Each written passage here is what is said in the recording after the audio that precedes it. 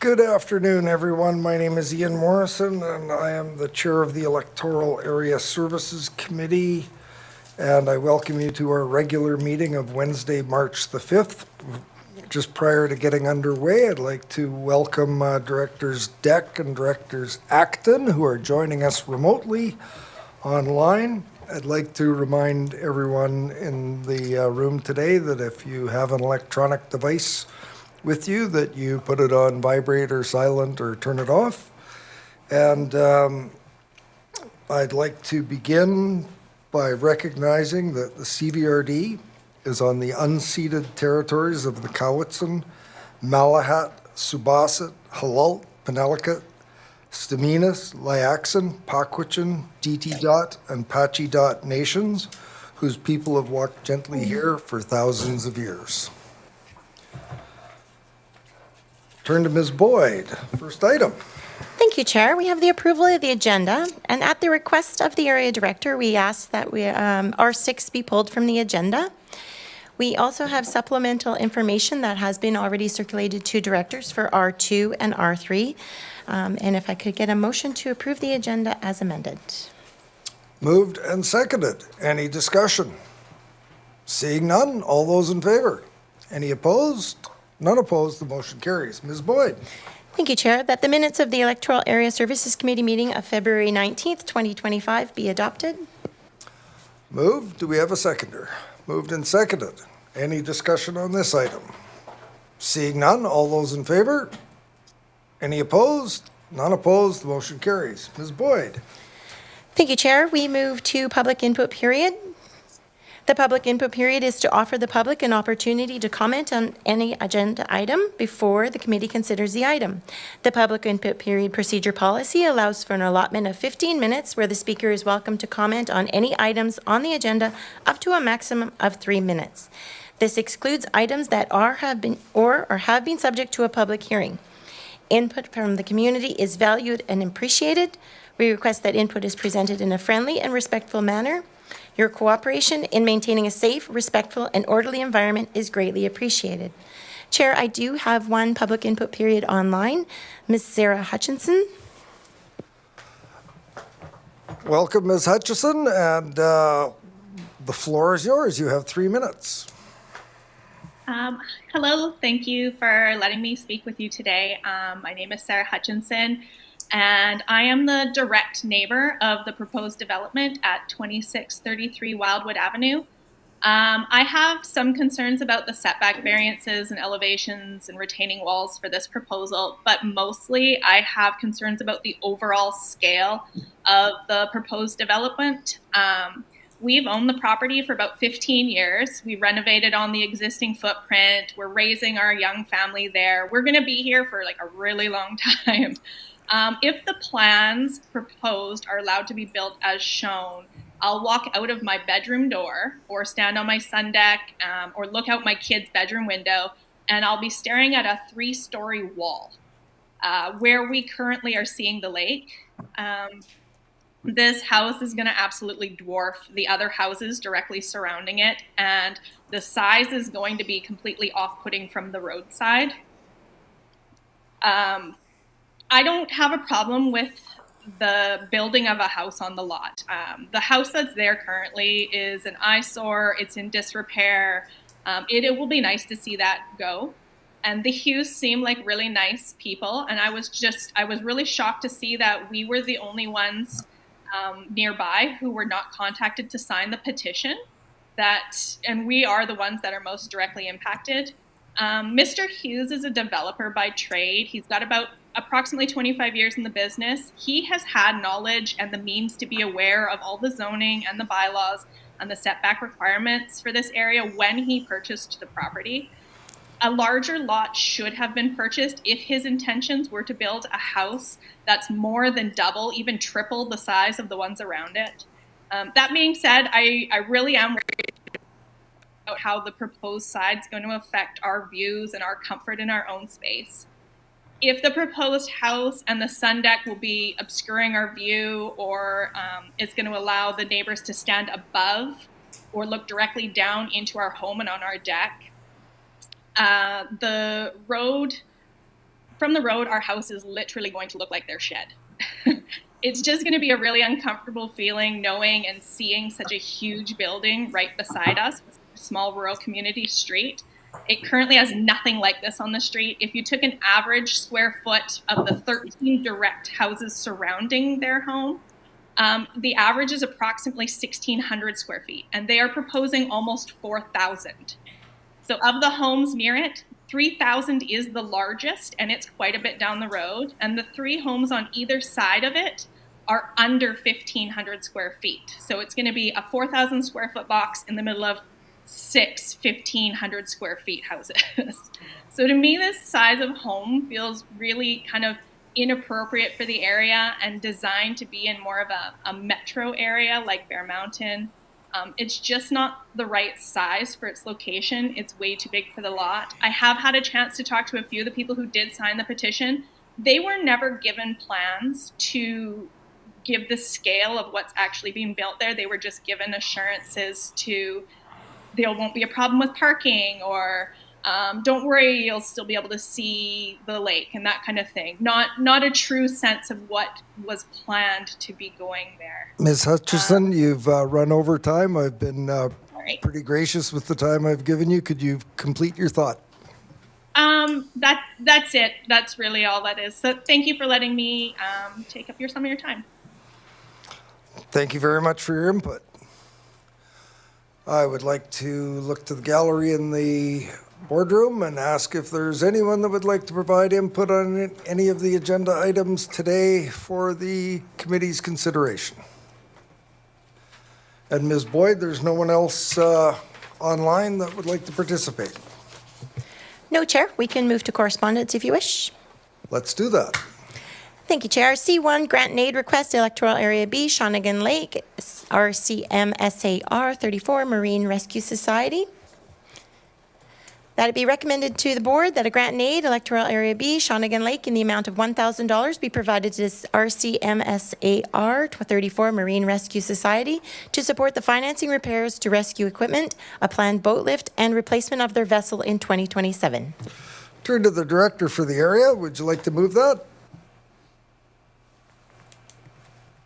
Sorry, Mr. Chair, this came up too fast. I would like to declare a conflict of interest. Okay. Just or perceived. I just don't want to be part of the vote. My husband is a Director Act. volunteer Thank you. advance crew for the organization. So we have to put you in the waiting room. Thank you.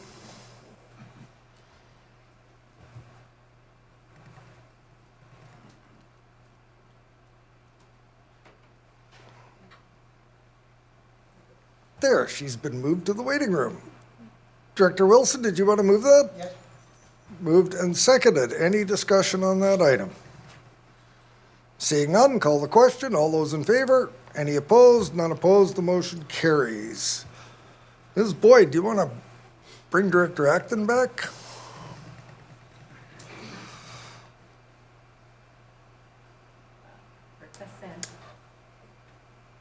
Thank you. Thank you, Director Acton. C2.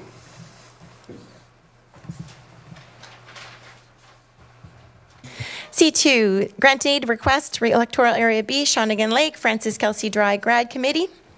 That it be recommended to the board that a grant and aid Electoral Area B, Shawnigan Lake, in the amount of $2,000 be provided to the Francis Kelsey Dry Grad Committee to support the Francis Kelsey Secondary School Dry Grad.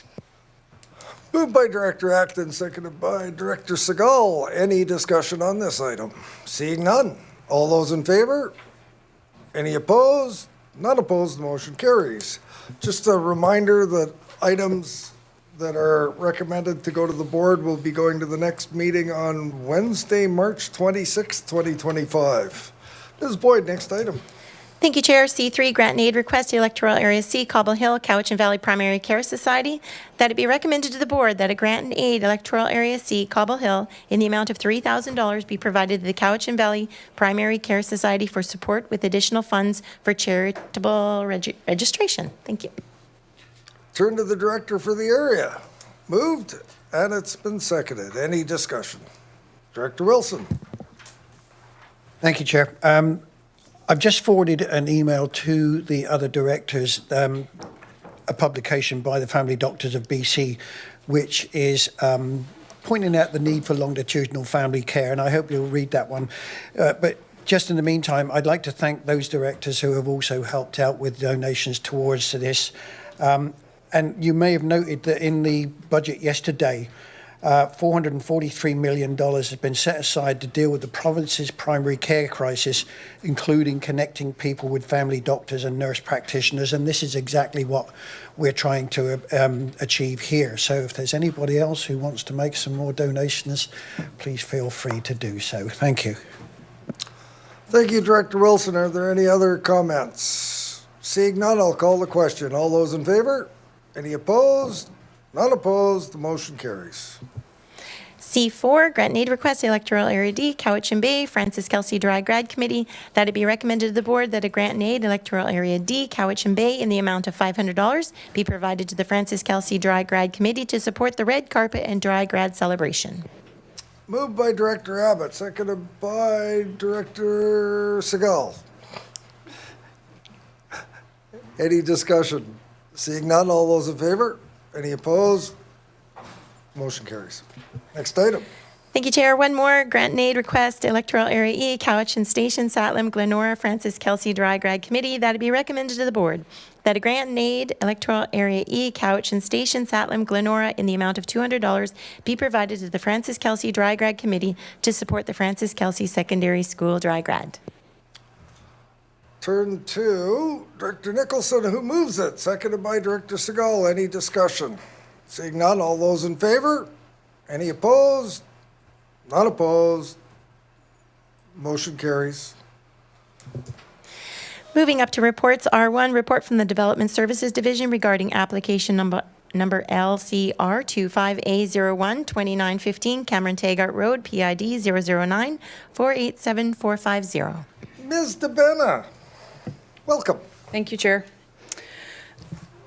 So this report is for a Liquor and Cannabis Regulation Branch, or LCRB, application for a special event area by Unsworth Vineyards, located at 2915 Cameron Taggart Road. Special event area endorsements allow manufacturer licensees to hold special events, including weddings, private parties, or promotional events within a designated area. The area proposed for this application includes the outdoor tasting area, picnic area, garden, and upper and lower level tasting areas of the main winery building, with a total capacity of 592 persons. However, the applicant has indicated they intend to host events no larger than 350 persons, including a planned fundraising event for August 2025, details of which are provided in Attachment B of the staff report. The applicant has provided a parking plan with 60 temporary parking spaces adjacent to existing parking areas, in addition to existing permanent spaces, and have provided a good neighbor plan to reduce noise, traffic, and impacts to neighboring properties. Staff are recommending, potentially, I think this is the next slide, recommending to opt out of providing comments or recommendations to the LCRB, and by doing so, the applicants will be required to fulfill LCRB requirements for their community notification process.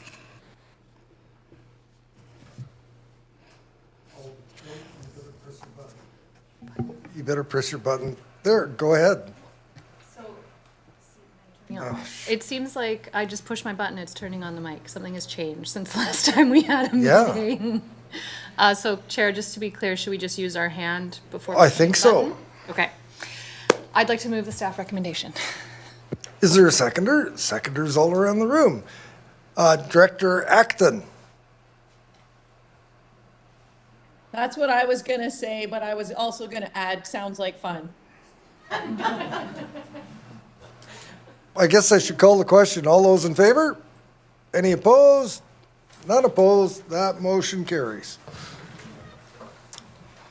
Next item, Ms. Boyd.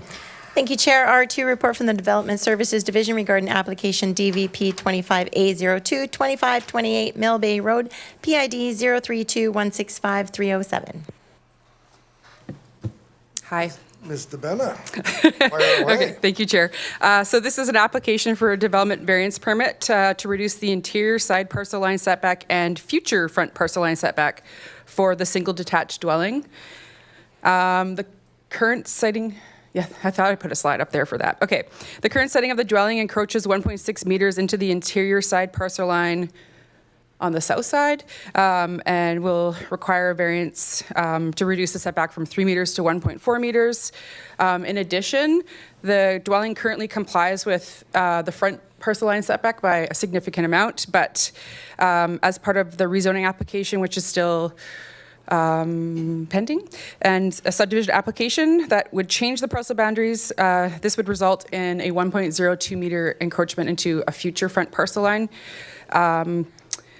So the encroachment would need to be resolved prior to finalizing proposed 4-lot subdivision. So they have concluded that as part of this variance application to reduce the setback from the front from 7.5 meters to 6.48 meters.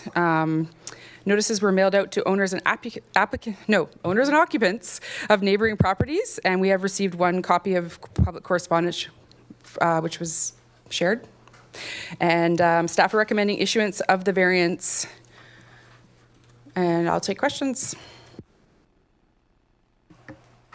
Turn to committee. I'll go to the director for the area first. Thank you, Chair. I'm just wondering, oh, I wish the picture was up there again. Can you just clarify when the building permit was issued, everything was copacetic, but then because of the 2-lot subdivision, is that where the confusion happened? Right. Thank you through the chair to Director Segal. So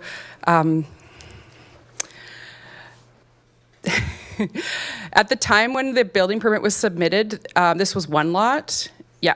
And then during construction, it became 2 lots, and there was, I'll just leave it at that. That explains it. Thank you, Director Nicholson. I think you have to press your button to speak. Thank There you go. So I read in the report that setbacks for buildings and structures are prescribed in zoning bylaws to serve several purposes, including allowing space for public utilities and roads, vegetation, landscaping, and natural light, providing privacy between properties, and reducing conflicts by ensuring the use of a property does not infringe on the neighbors' enjoyment of their properties, and maintaining separation for fire protection, and influencing the appearance of neighborhoods.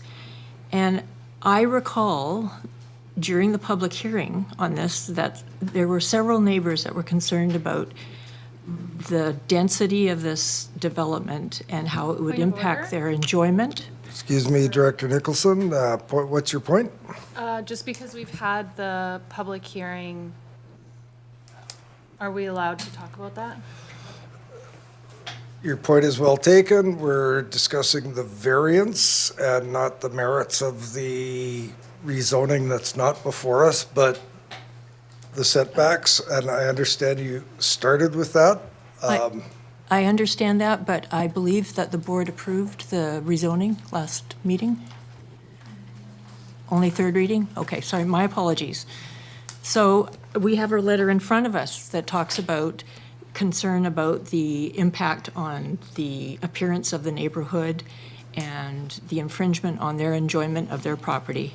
And so I am very concerned that we're off to a poor start on this higher density development. And is there not a way that this can be made compliant, or can you confirm that this will not negatively impact neighboring properties? Ms. DeBenna. Through the chair to Director Nicholson. So the interior side parcel line in question, setback, is in relation to the lot that is part of this 4-lot subdivision. So they have, if the variance is not approved, they would have to realign the proposed subdivision, which may sort of change future plans for that lot. They've constructed the patio to include an area for a fence between the two lots to provide privacy.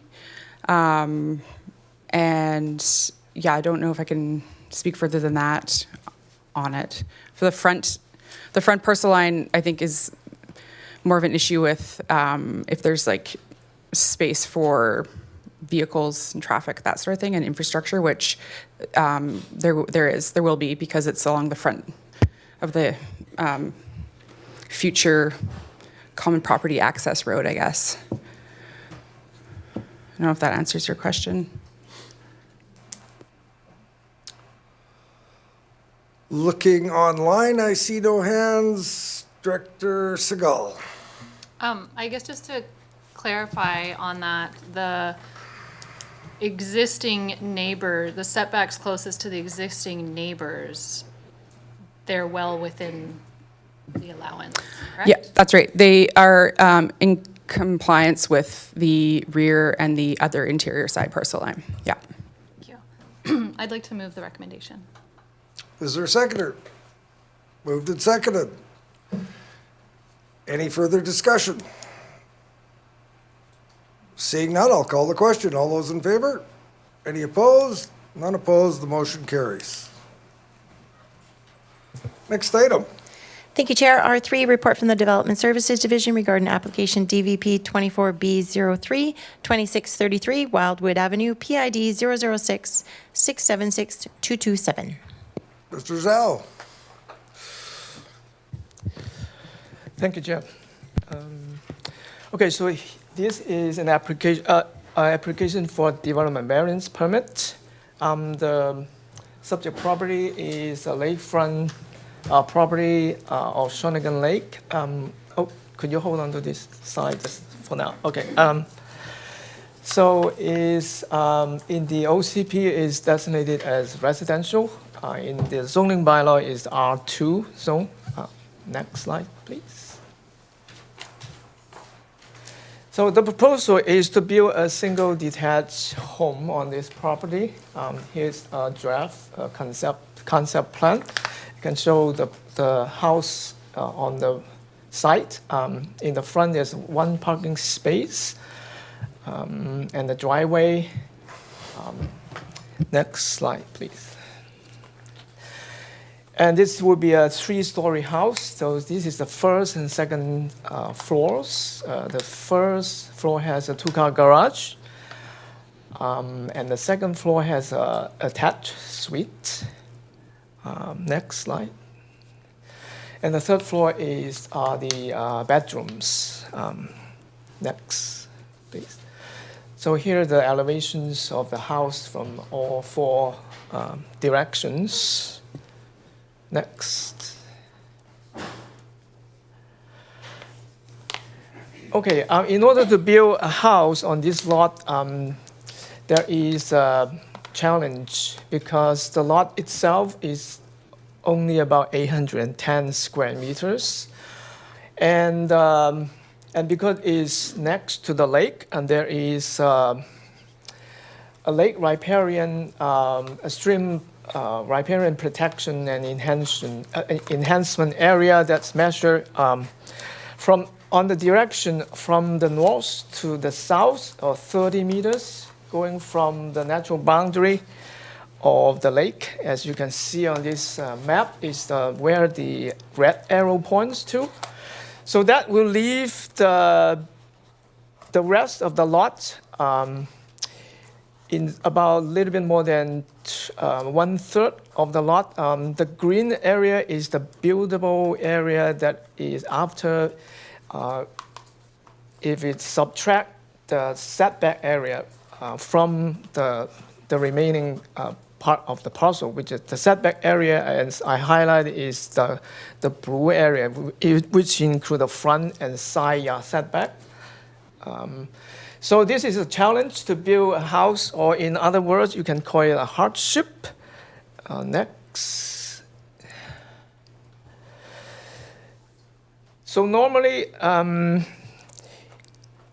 in the riparian area, is in the stream protection enhancement area is not developable, but the provincial riparian area regulation provides that this kind of hardship could be recognized if the developer seeks to maximize any possible developable area by seeking a variance. So if we look at this map, so possible scenario is that the red arrow points to the direction, which is to allow a reasonable encroachment into the sphere, while at the same time is the developer is seeking to expand developable area by seeking variance, which are the blue area and the black arrow pointing to seek variance to reduce the front or side yard setbacks. Next, please. Oh.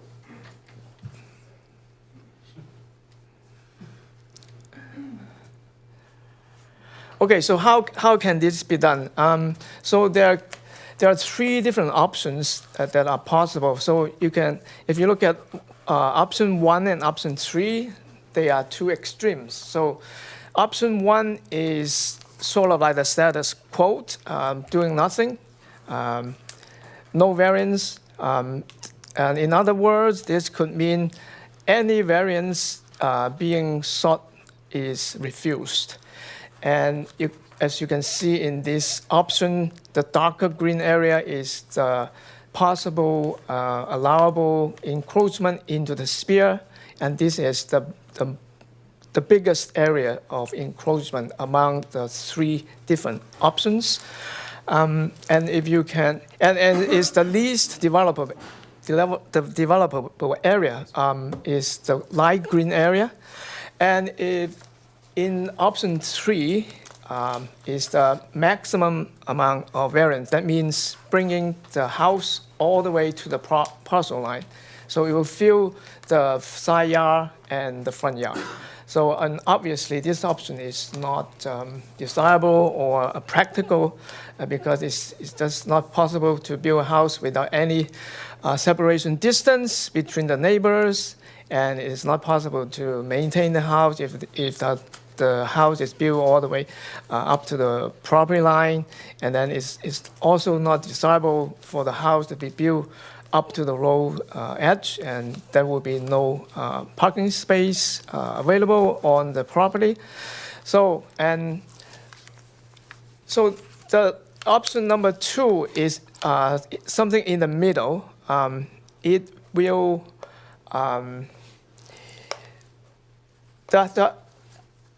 the setback will be the front yard setback is reduced from the required 7.5 meters to 4.5 meters, and no side yard setback is needed, and it's also will create a reasonable amount of developable area in the sphere in the dark green area.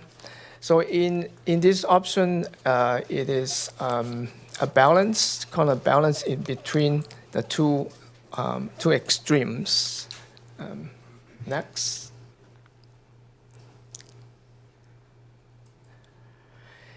And the staff's opinion is the option 2 is the preferred option because it is the most appropriate and practical option to allow the development to proceed, and it has the least amount of adverse impact on the natural environment, and also the least amount of impact on the surrounding neighborhoods. Next.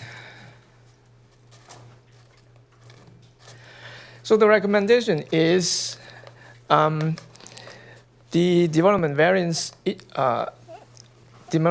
permit be issued with the front yard setback be reduced from 7.5 meters to 4.5 meters. And to go along with that is the second variant, which is the setback for the attached suite within the house to be reduced from 60 meters to 25 meters. And that is the distance measure from the high water mark of the lake to the suite. Thank you. Thank you. I'd go to committee for questions of staff. I see Director Acton's hand up. Please go ahead, Director Acton. Thank you. Could you explain the number one again? How the building in the riparian area would work in your diagram with no variances? Could you show that plan again? The number one.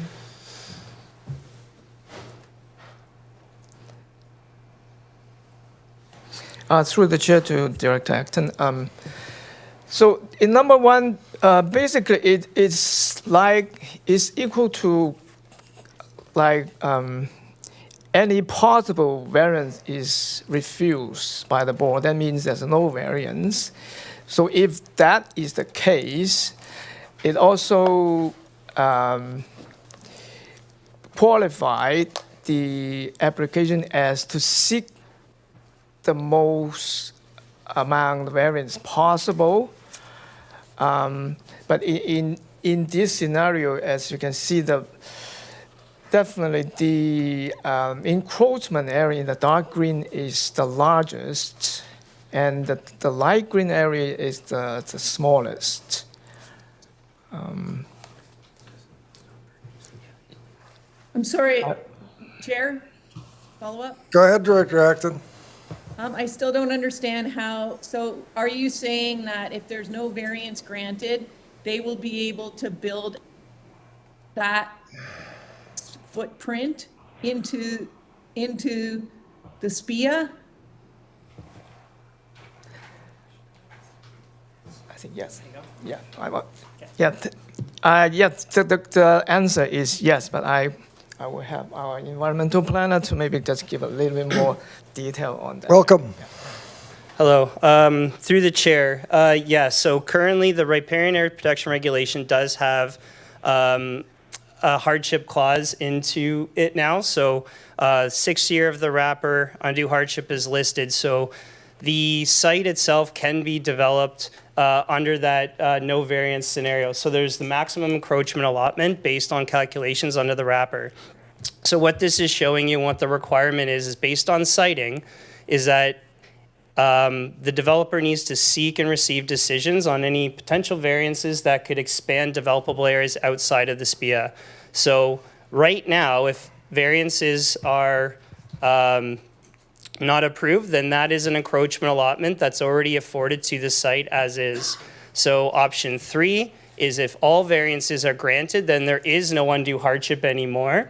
However, you have heard from the staff recommendation and from the community why that's why that's not being sought. So option 2 is that a reduction of the front yard setback by about 3 meters reduces the encroachment allotment into the SPIA, which is a good balance is what staff seems reasonable. So there is still a legal encroachment allotment. This site already does have restoration requirements that will be coming from the wrapper report for the removal of the building and other things on site. So you are correct in that the maximum encroachment allotment is already a given under the wrapper's prescription with the no variance option. So reducing any variances helps to push the development further away from Shawnigan Creek.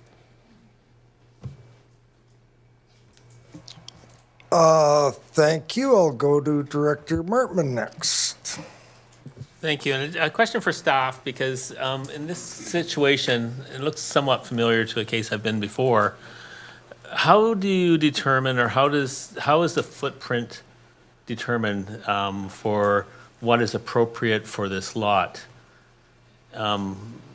Because I think, is this the right size, or is it too big? Is it for what you're trying to do? Through the chair to Director Marmon. So the footprint is determined by the qualified environmental profession. There's a table in the report showing the different areas under these three different options. Go ahead. And does the qualified environmental professional take into consideration neighborhood aesthetics and how it fits in? Sure. Through the chair, what we're talking about today with the DVP is about siting of the potential buildings and structures. So that's going to come out at the development permit stage, the scale of it. So right now we're just talking about siting of where things can be placed on the site, not that full expanse. And I think Michelle wants to add some. Ms. Pressman. Through the chair, I just wanted to mention, in addition, there's a maximum parcel area, parcel coverage in the zoning bylaw that this falls within. Director Nicholson. Thank you. I'm curious how, what the floor area is of this attached suite. Do you mind repeat the question again? The floor area of the house is 434 meters squared. I'm wondering how much of that is the attached suite?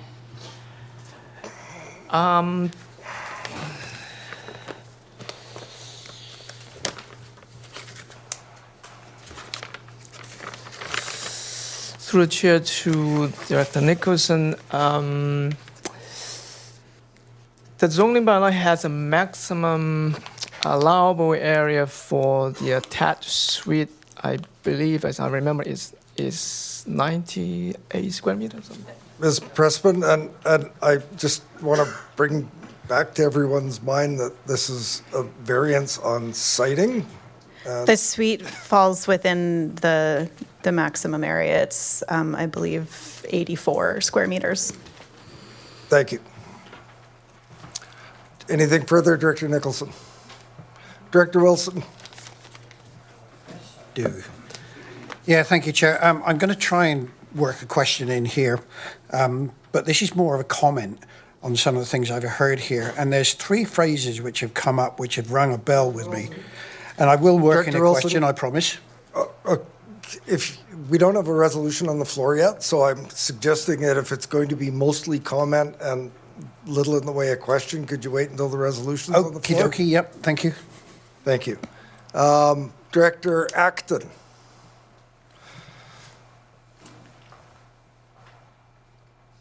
Thank you, Chair.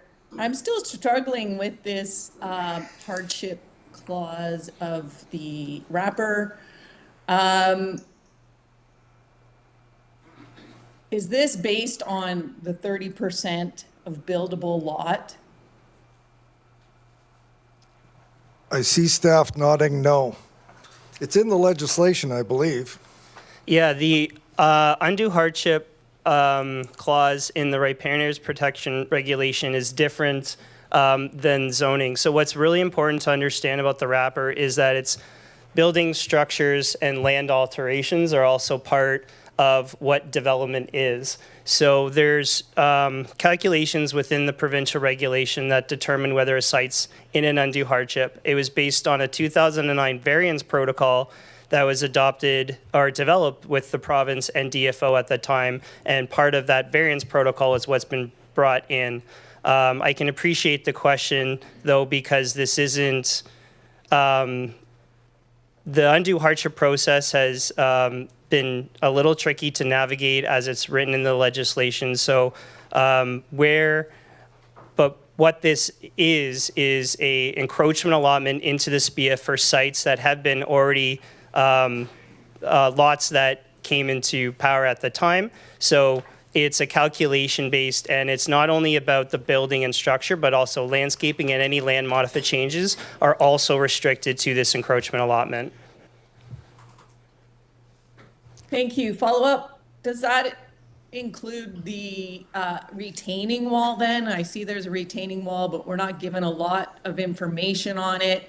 And of course, the community does not like to see retaining walls because what comes with it is fill and, you know, terraforming right beside the lake. So I want, that's my question. And I'm also wondering, like, if staff have been down to see this lot, because I've seen it. I drove by today. It's quite it looks like a buildable lot, but it's not clearly not the perfect lot for a big house. Right. So through the chair, staff have been to site. We worked with the land surveyors as well as the applicant, and we looked at the shoreline. The retaining walls in the building, because this is a variance permit, those structures and buildings will be formalized at the development permit stage. But what we're showing today is that there is an encroachment allotment, and what the wrapper will allow, as well as all the other bylaws that still have to, go through in building and everything else, is that is an encroachment allotment that can be developed as the CVRD bylaws will allow. So retaining walls can go in there, structures, landscaping, pergolas, whatever it is, but we're talking about the siting will be restricted. So as an option one, without any variances granted, maximum encroachment allotment is afforded into the SPIA. Reducing the front yard will limit that and reduce and push development further away. There's also, not only in section 11 of the wrapper, section 10.2, which talks about siting and designing within an undue hardship to minimize encroachments and to ensure the most streamside protection. Again, wrapper is about fish habitat.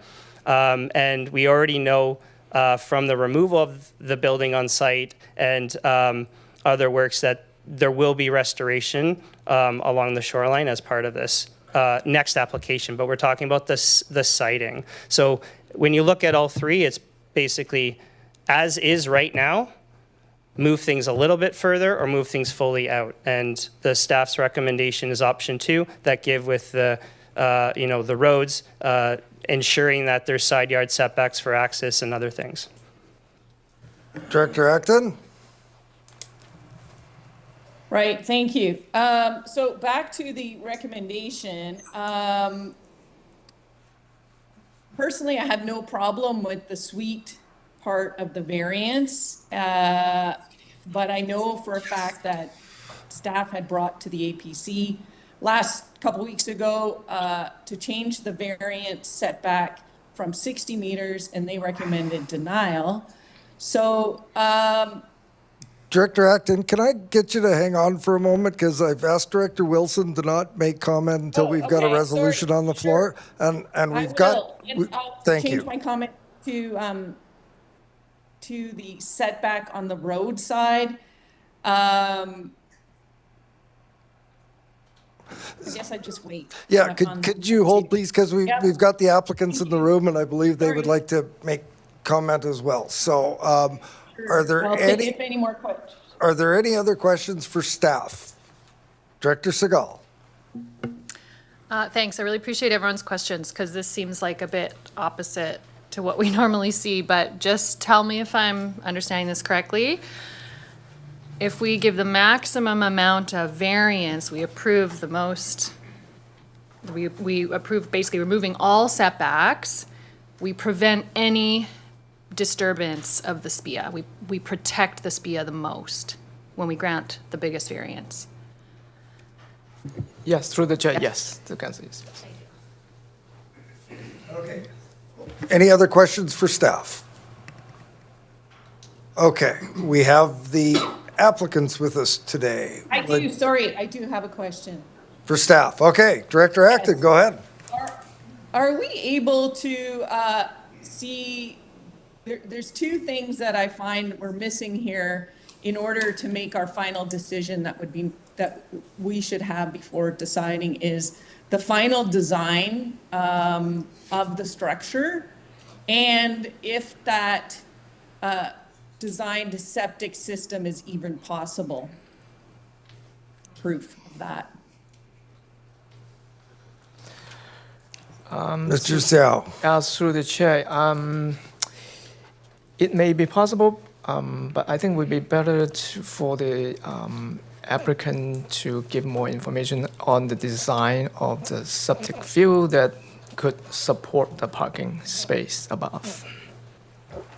I'm going to call on staff here for a second because I'm trying to keep us sort of focused on the variance, and staff have told us that we will be getting subsequent development permits and the likes, and so I'm if staff could help us to understand how much of information that will be dealt with in other processes can be legitimately brought to bear on the question of siting. Lighting.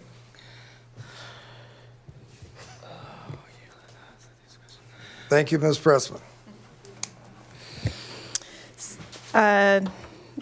To the chair. So as was mentioned before, there's also a separate development permit application as well as the building permit application that are going to need to be considered. And so the plans are still subject to change. That's why in the draft variance, we just included a plan showing the potential setback variance and not the actual site plan that was provided for information in the report. Does that answer your question? Well, it answers my question, but I don't think it answers Director Acton's question, which is we'd like to see more in order to make the decision on siting. So we don't have that. So I turn to my colleagues and ask what our pleasure would be. Do we consider this, or are we going to take another tact, ask that it go back to staff for more complete information? I turn to my colleagues and ask what you would like to do. Director Acton, your hand's still up, and Director Martman just leaned into his microphone, so I'm going to tag him and ask him what he has to say.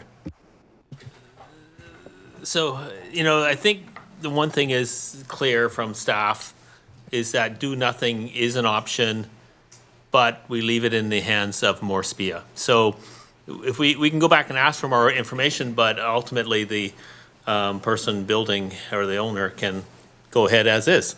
So I think if we're going to choose to do nothing, then we choose as a group or make that recommendation. Or do we look at it and say, no, what staff is recommending is actually sort of the middle ground and seems to fit. I turn to the director of the area, though. It's, I think, follow her lead.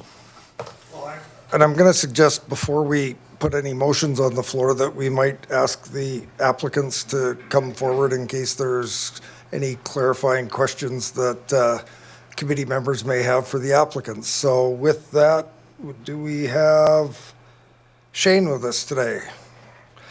Shane, is there anything you'd like to add to what's been presented by staff or any additional information that might help the directors make a decision today? Yes, Chair, thanks. To touch on the septic, I heard that was probably one of the bigger concerns.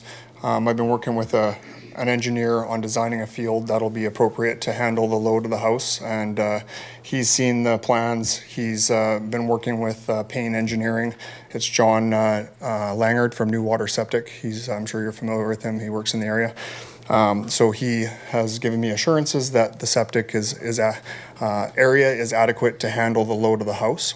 And then furthermore, as far as the relaxation of the 7.5 meters to 4.5, we feel that going with this approach is just going to get us farther from the lake. So we're staying within our bylaws that are required that the CVRD has in place for the size of the dwelling, the height of the dwelling, and we feel like what we've designed here is going to create the most, or I'd say the least amount of impact on the riparian area. It gets us farther away from the lake, which I think is beneficial for the environment. We want to be stewards of the land.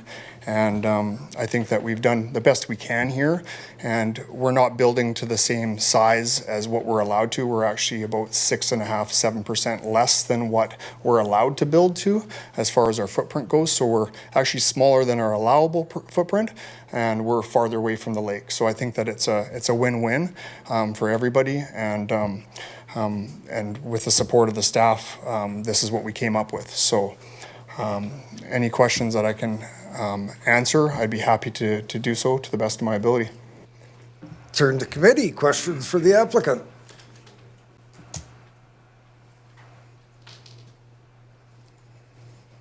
We must have got some clarity. Oh, nope, there's Director Acton. Director Acton, question for the applicant. I guess my question is, so I've seen the site, and as far as like building goes, it actually would be more appealing if it was closer to the lake. So if you didn't seek a variance, is it the case that you could actually build something better? I would say that it's not the case that we could build something better. It would just be that we'd be closer to the lake, which would have, I think, a more negative impact to Shawnigan Lake and to the watercourse itself. And because of the riparian area standards, we have to request every available variance that is allowed through the district or through the municipality. And that's why we've requested this, because it is a happy medium. Obviously, nobody wants to see a house right up at the street, and maximum to the size of the side yard setbacks or the front yard setback. So this is something that I think can accommodate the riparian area standards, keep us a little bit farther away from the lake, which is great for the environment, but also give us a workable area that we can build a reasonable house to live in. Director Acton, you're the director for the area. Would you like to make a recommendation here? Well, can I make some comments? Can we have some discussion? There's no motion on the floor as to, Well, at this okay, point. so this is what I'm thinking of proposing, is that we send it to the APC, because we've received a lot of letters of people upset about possible encroachment onto the road, which is a major issue there. And, you know, as we develop, we are trying to fix these issues, not make them worse. And the fact that the APC has just denied removing the 60-meter setback for suites. So I think it would just be good to get a community perspective and respect the fact as well as that a lot of neighbors were not happy with some of the issues that it will cause. So I think I would like to refer to the APC.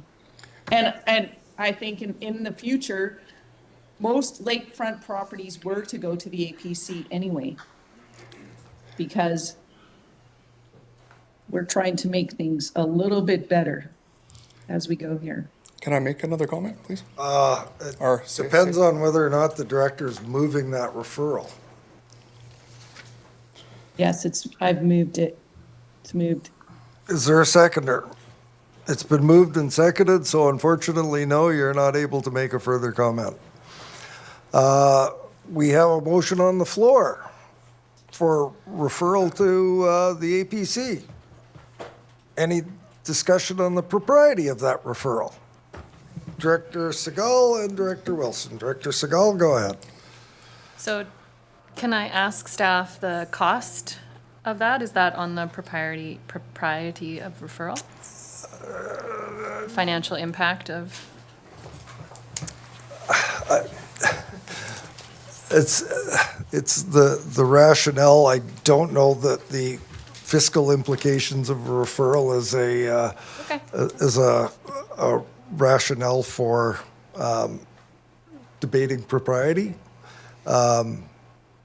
Yeah, Director Wilson.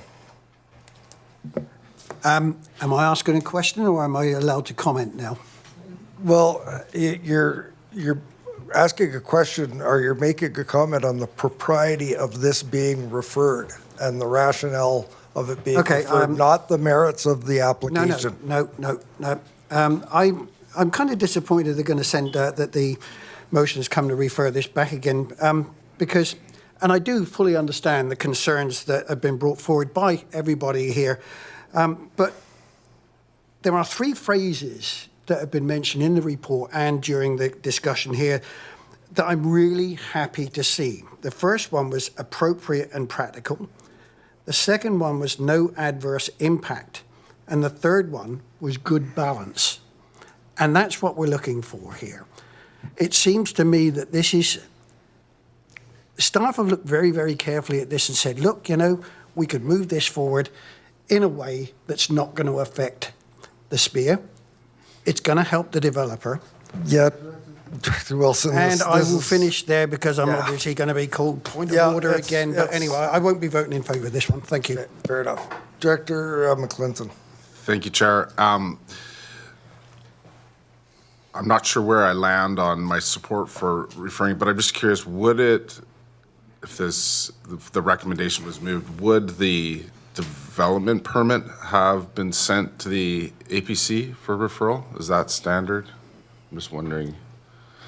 From an information perspective, I would go to staff. Some development permits go to APC, some don't. Ms. Pressman. Through the chair to Director McClinton, this type of development permit does not typically get referred to APC. All right, we have a referral motion on the floor. Call the question. All those in favor? Any opposed? Motion carries. That concludes, so what will happen now is the staff will prepare a report, contain much of the information that we have here, maybe with some additional remarks. It'll be referred to the Area B Advisory Planning Commission. They will have a meeting and will discuss some of the items that were raised and make a recommendation back to this committee. And staff will be able to give you an idea as far as timelines and when that meeting and where it'll be held. I am going to take a 10-minute and we'll reconvene.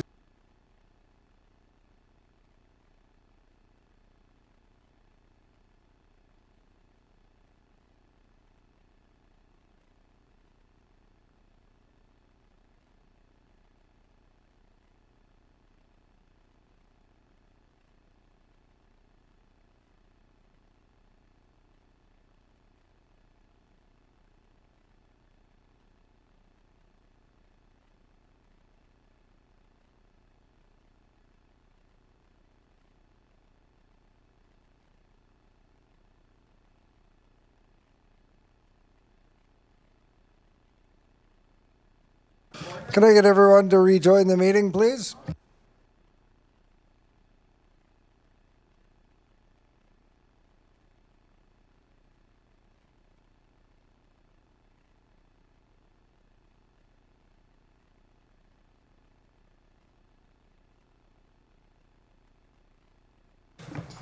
Welcome back, everyone. I think this brings us to R4, does it not, Ms. Boyd?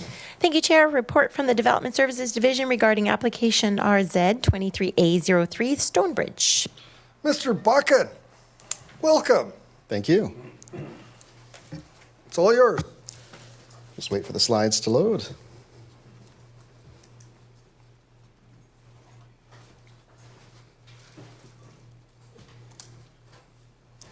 And if we could advance to that next slide. Thank you. This staff report provides an update on the application to consolidate and update zoning for the Stonebridge lands in Mill Bay. Just to recap, the preliminary report for this application was first received by the EASC in October of 2023, and following referral feedback, the EASC considered a more fulsome report in April 2024. The board then passed a motion to move the project forward, subject to some conditions, which are detailed on page 2 and 3 of the staff report. Next slide, please. So zoning is already in place for this development. The first phase of subdivision has been submitted to the Ministry of Transportation and Transit to start development under existing zoning for some of the lands in the north section of the Stonebridge lands. And next slide, please. Last year, the board passed a resolution which included, but was not limited to, requiring a public information meeting, requiring draft terms of an updated parks amenity covenant, and to obtain feedback from the Ministry of Transportation and Transit regarding a traffic impact assessment. The ministry advises that they're still in the process of reviewing the traffic impact assessment, and Parks and Trails is advising that there's works ongoing for the covenant. The developer has proposed to change the zoning to incorporate the amenity contributions that are presently in existing zoning, which is CD8 and CD9, as well as the covenants, just to make that move a little bit quicker with Parks and Trails. And if we go to the next slide, please. So just a quick recap, CD8 is the south portion of the lands, and there is a amenity contribution which requires one or more titled parcels consisting of at least 8 hectares of land. That could be for contiguous park use or riparian areas. The northern portion of the lands, which is the CD9B, requires dedication of 2 service parcels for affordable housing, repair and assessment areas, as well as a contribution to the Parks Reserve Fund. And there's a covenant that supports the CD9B zone with respect to the timing of of those fees and some trail construction. Next slide, please. As noted, other agencies, such as the Ministry of Transportation, have advised that their review of the traffic impact assessment remains outstanding. Ministry sign-off is required prior to final bylaw adoption, and this is captured in the staff recommendation and options for option 1, as well as option 2. Next slide, please. So staff are recommending that the application advance, which means that we would work with the agents to draft the OCP amendment bylaw for first and second reading, as well as public hearing. We would also work to draft the zoning bylaw for first reading, which would include the parks and affordable housing amenities in the zone itself, based on the existing zoning obligations. That bylaw would be held pending the ministry review of the traffic impact assessment. Should the board wish, they could pass option 2, which would allow for both bylaws to go through to public hearing and third reading, but they would have to wait until the Ministry of Transportation approves the traffic impact assessment. If changes are required, we may need to rescind third and go back to public hearing. I'm here for questions. I understand there might be a few. Questions for Mr. Buchan? Director Segal. I'm gonna have to remember all the emails that I sent you. Okay, so through the chair, thank you for just touching on the difference between options 1 and 2.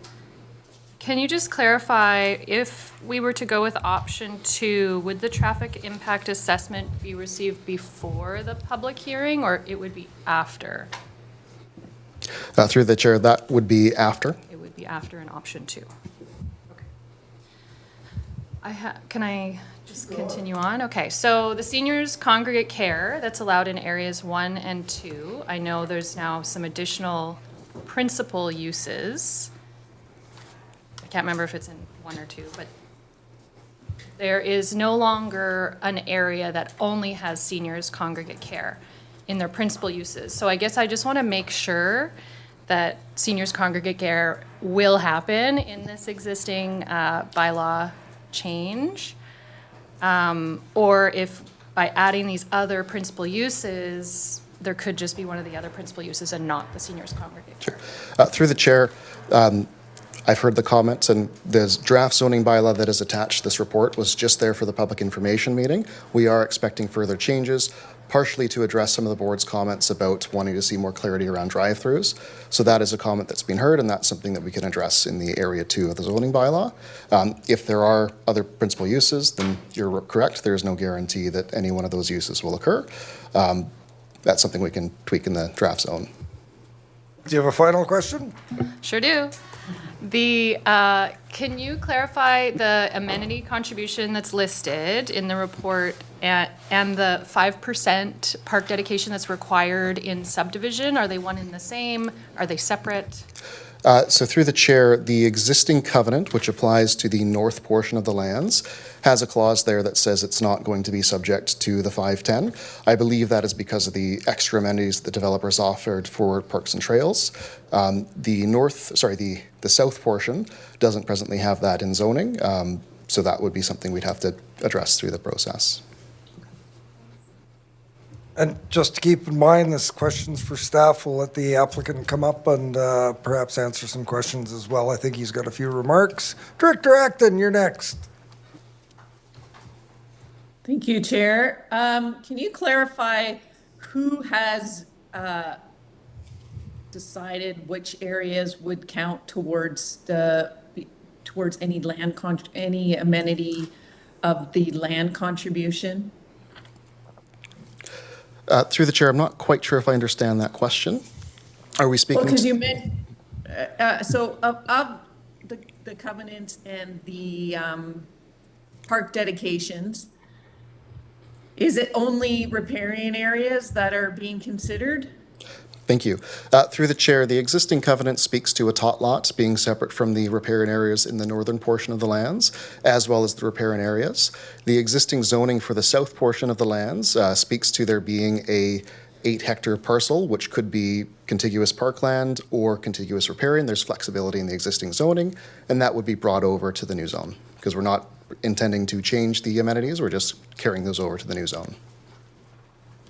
Right, but so making it, that is the comment that you made. So are we able to specify that we don't necessarily want it to be riparian area because it's not developable, and so it wouldn't be developed anyway?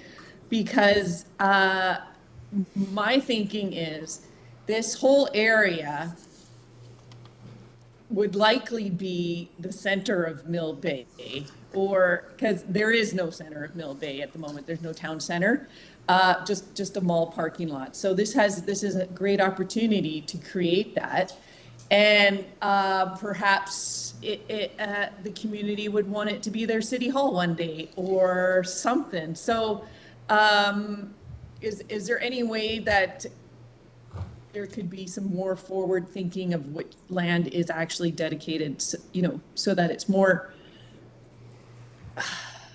flexible and usable in the future? Certainly. Through the chair, I would have to go pull up the zoning, but I believe the existing zoning grants the board that flexibility, and that's something that we would be intending to bring forward, because we're not intending to change the amenity contributions, and I believe there's flexibility in the existing zoning. I will make sure that that is clarified in the next report that comes to the board. Director Wilson. Thank you, Chair. Thank you, Richard.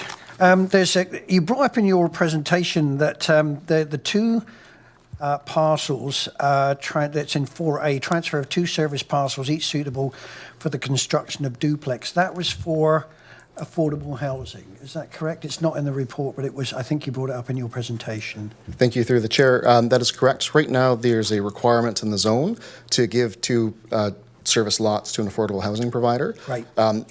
The only minor change I would expect to that in the covenant is to state that if an affordable housing provider cannot be found, it would come to the CVRD. But that's something, again, that we will, if we get direction to advance these bylaws, we will make clear in the bylaws and in the next report. Oh, I think I can find you a provider very quickly.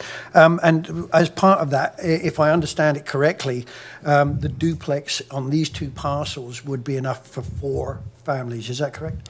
Through the chair, that is my understanding, because it does speak to 2 duplex lots. Good stuff. Thank you. Director Acton. Hi there. So thank you, Chair. So yes, thank you for bringing up the duplex lots, Director Wilson. I'm wondering, we've never actually, not in my recollection, ever dealt with something like that. So how do we manage that kind of contribution in the future? Like when it comes to fruition, how do we it's clearly not part of our parks function, or how do we go forward with that. Mr. Buchan. Through the chair, I'm not entirely sure how that would be dealt with in the existing structures. My manager might be able to provide some comment, but in terms of functionality, either at time of subdivision that would go to an affordable housing provider, or it would come to the CVRD. So the amenity is retained for affordable housing. If it came to us, we would have to figure out how to deal with it. Does that conclude your question? Does that conclude your questions? Director Wilson. Yeah, thank you, Chair. I think I can probably give some clarity on that. As you know, I sit on the liaison between the CBRD and the Couch and Housing Association, and the biggest problem that we have is finding land. In this particular case, I don't think there'll be a problem with finding a provider. Thank you. Director Segal. Last clarifying question.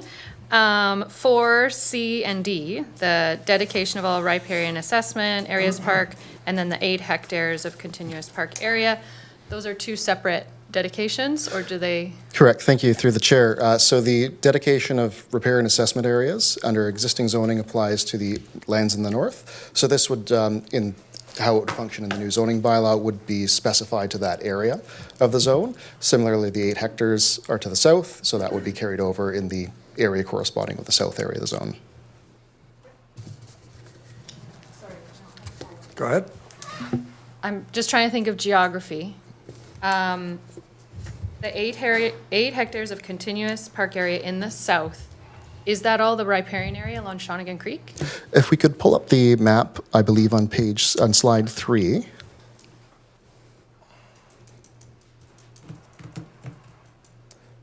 Which is the one that shows the existing zones. Thank you.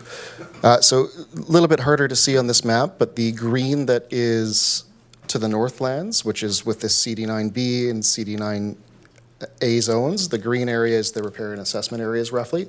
We'd have to do more mapping to confirm that. So that's That's the north. That's the north, yes. Okay. So for the south, we're talking about the 8 hectares, which could be a continuation of that, or it could be a separate park. Right, parcel. and that's closer to our, is it Hollings Creek Park? We don't have Brian here, but that's fine. Yeah, my geography was off. Thank you. And just for confirmation, the difference between option 1 and option 2 is the second option can move these forward. The public hearing could be held. Second and third reading can happen.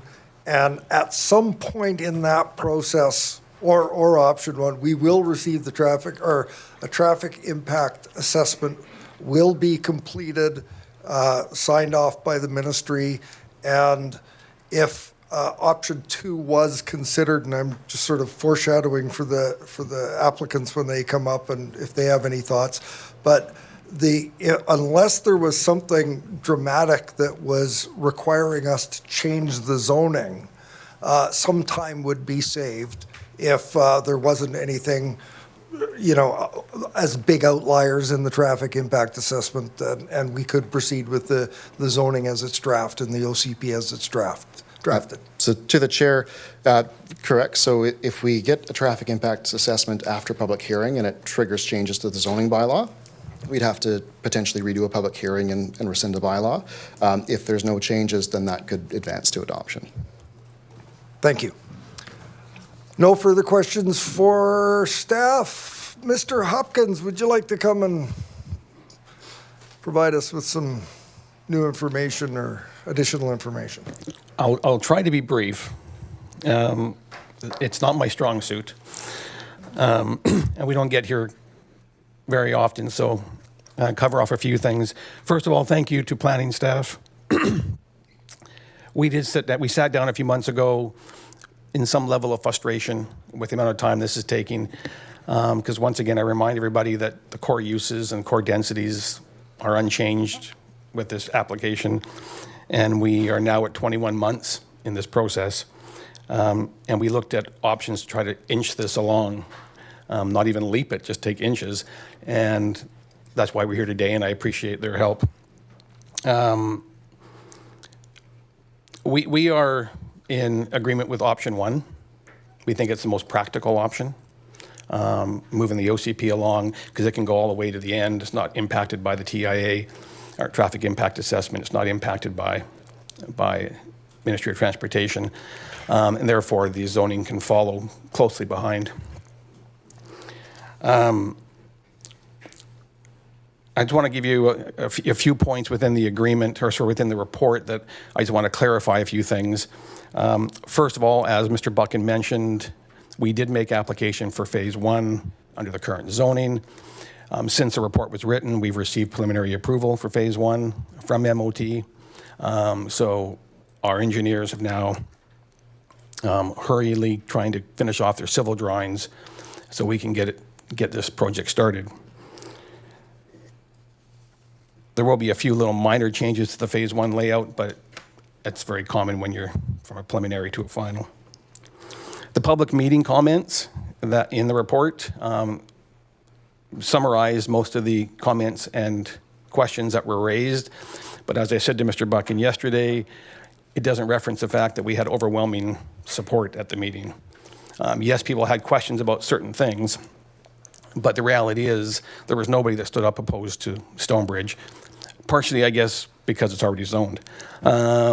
But we find at most public meetings, most public venues, even maybe at the committee last time, that the vast majority of the questions aren't really related to the amendments.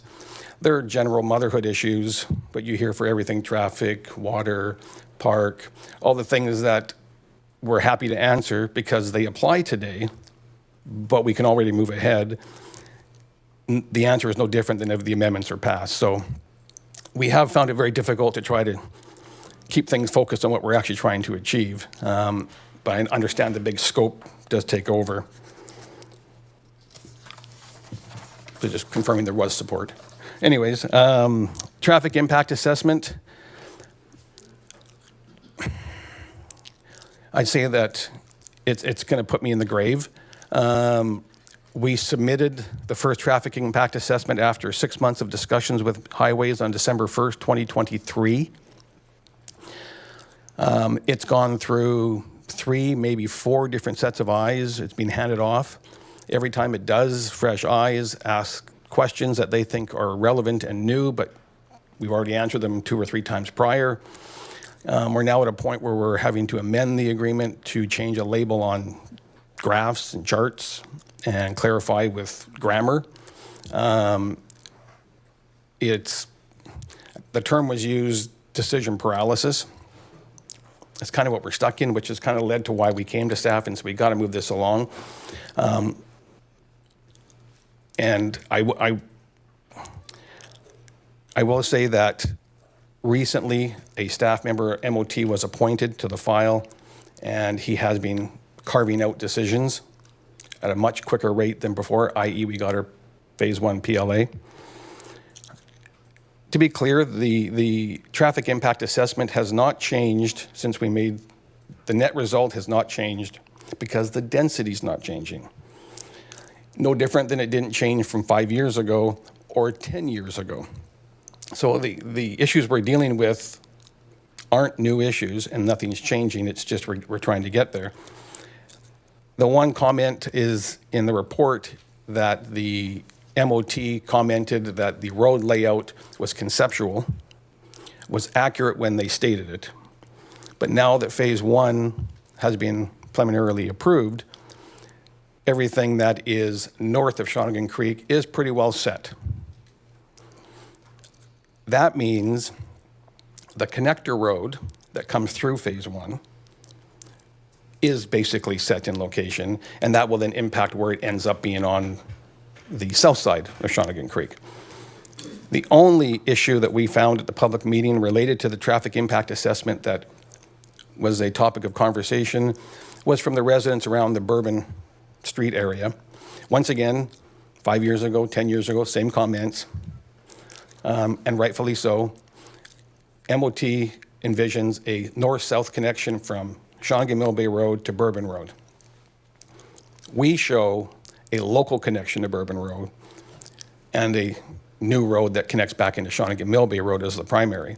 But as we said at the meeting, I'll say today, that decision for MOT is years down the road, because they're not going to deal with those decisions until such time as the project unfolds. With each phase, the road network gets confirmed. So the traffic impact assessment is basically done. We're just trying to pull out final decisions so they'll sign off on it. The road standards and stormwater are mentioned within the report. Yes, the road standards will be the MOT standards. They always would be. But I always try to be very clear, and I want to make sure expectations around this table and the community are clear. When we were here last time, we had a vision for roads, curb, gutter, integrated stormwater management, and anti-light pollution street lighting. That required participation of CVRD in relation to a stormwater management area and extension or creation of a street light service area. Since that meeting, obviously, the board passed a moratorium on accepting any new stormwater management areas. So you've taken that opportunity off the table for us. So you guys are all aware, we will now be following MOT standard guidelines for stormwater management, which is simply capture and convey, open ditch format, no curb and gutter. Not what we wanted. I don't think it's what the community wanted, but that's what we're left with under the current situation unless the board lifts the moratorium for Stonebridge and works with us on that in that regard. I did hear from staff today confirming that they are willing to continue to talk about the street lighting service area, which is a positive. But the stormwater does make a major impact. And I just don't want to see an area director come to me when phase one's being finished and going, I thought you guys were doing this, or I thought you guys were going to do that. We believe in integrated stormwater management. We would rather do it even though it's more expensive. But unfortunately, our hands are tied. A few comments from the questions. Yes, there's a senior zoning that only allows seniors housing. It's in exactly the same spot that it once was. In fact, we've taken out of that zone other uses, such as the commercial uses. So it is fully focused on seniors housing. The amenity contribution, the financial one was always envisioned to be paid out from Stonebridge North for CVRD to invest in Stonebridge South Parks development. That wouldn't change.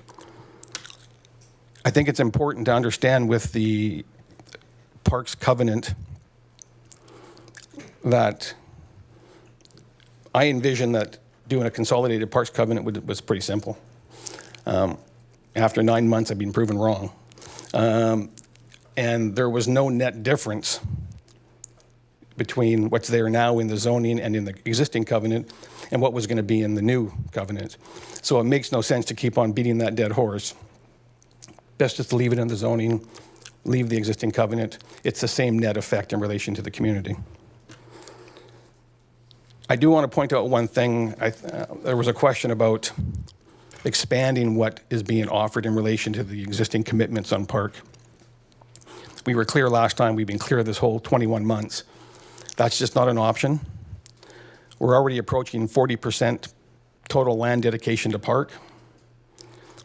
Any additional requests, whether it's tied to this or anything else, would just take land away from housing. And I know it's hard for people to understand, but we have to pay for everything that we're committed to do, including the fact we've already spent $2 million to make the Mill Bay Sewer a reality. We need to make money as a housing development as well. Any additional park demands will just force us just to continue to develop under current zoning, because we just can't continue to be squeezed.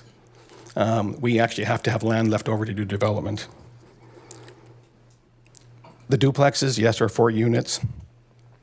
The current covenant requires they go to a housing provider.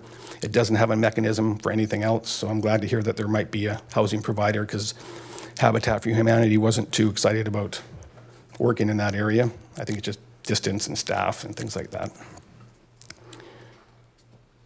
And just to point out, I know there was a lot of questions about the park items in the recommendation. Just for absolute clarity on the record, in the tape, in the video, those were taken out point form from the existing zoning to give a representation. I'm speaking for Mr. Buchan, but to give a representation of what will be continued in the new zoning. So it's a continuation. As he mentioned, they are divided actually into the two areas, and they would be under the new zoning as well. It was just to make sure there was no confusion. And if there's any questions. Director McClinton. Oh, hang on. No, Director Acton's first. No, go ahead.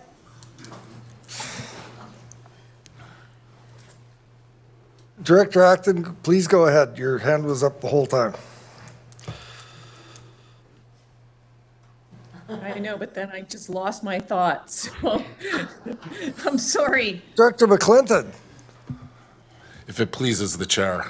I'm curious, reading through this, I was inclined to be looking at option 2. I just wanted to ask you, is option 1 what you prefer, or are you kind of saying option 1 because you think that is what the committee might like to hear? I've never been one to try to judge what a committee will like to hear. Reality is, option 1 continues to move forward with the OCP, notwithstanding highways. I'm not saying I have a low level of confidence with the speed to which highways will continue to operate, but if it gets dragged out further, at least the OCP component will be done. Just leave the zoning. So that's why I like option 1. It basically separates those two and lets them both go basically together, but it won't create absolute paralysis on the file.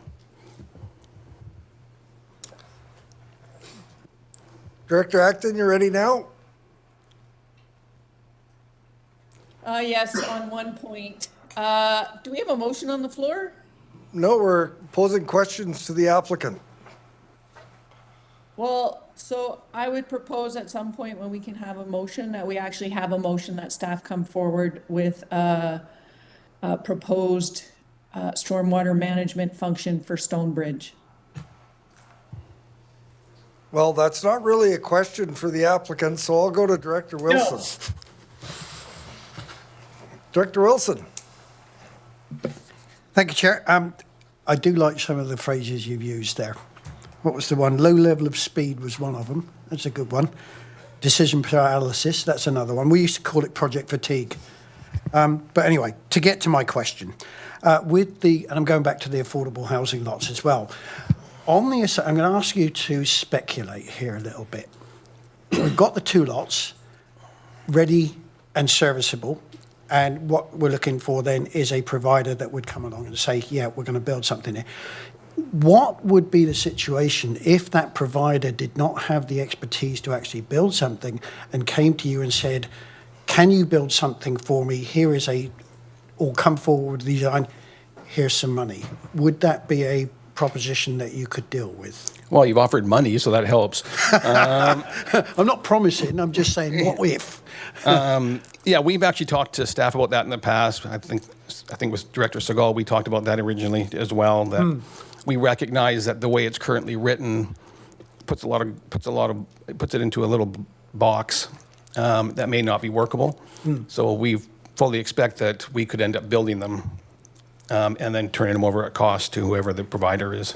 Good. So that is an option that's in there. Yeah. It's probably even just easier. Yeah, that's what I'm thinking as well. Thank you very much. We have any other questions for the applicant? Thank you very much. Looking over at Director Segal, who's not Director Segal on my screen, but go ahead. I'd like to move option 1. Moved and seconded. Just on what Director Acton had brought up, would it be appropriate to consider option 1, and then if she wants to put forward a subsequent motion around stormwater management, that we could do that? Well, I was going to consider it separately to this, so does that work? Yeah, okay. So, everybody's good with that? Okay, do you want to speak to this? Go ahead, Director Segal. Thank you. I just want to say, I guess, to the developer, I can feel your frustration. We also have our own engagements with the Ministry of Transportation and Transit, and I'll just leave it there. It is well known amongst my community and myself that this has been a development desired for decades, particularly the seniors congregate care. I have many, many residents living in beautiful, huge farmhouses that really want to downsize and be able to stay in their community. And we need development like this that provides varied housing options for that. So I'm excited to see this move its next inch forward. Director McClinton. Thank you, Chair. Yeah, I just want to quickly echo my colleagues' comments. Just want to commend the developer and staff for working hard on this and just your thoroughness, and just excited to see this move forward. Thank you. Looking around the room and on screen, seeing no other hands, I will call the question. All those in favor? Are there any opposed? None opposed. That's a unanimous approval recommended to go to the board on Wednesday, March 26, 2025. Excellent. Next item. Point of order. Oh, yeah, right, we had the second thing. Before I go to Director Acton, we'll go to Ms. Miles Wilson, who may have a remark about the stormwater management possibilities. Hi. Yeah, I just wanted to remind the committee on a discussion and where that led up to the moratorium actually being placed regarding drainage systems. I see our staff are in the room and they may have further to add, but July of last year, there was a proposal, I think it was July of last year, there was a proposal to do a feasibility study regarding taking on drainage services. We have very select few. It is not a service necessarily that is very common at a significant level for a regional district to have. So staff had recommended that a feasibility study be done on that. That was not supported to go out to a consultant, but instead for staff to actually consider that internally.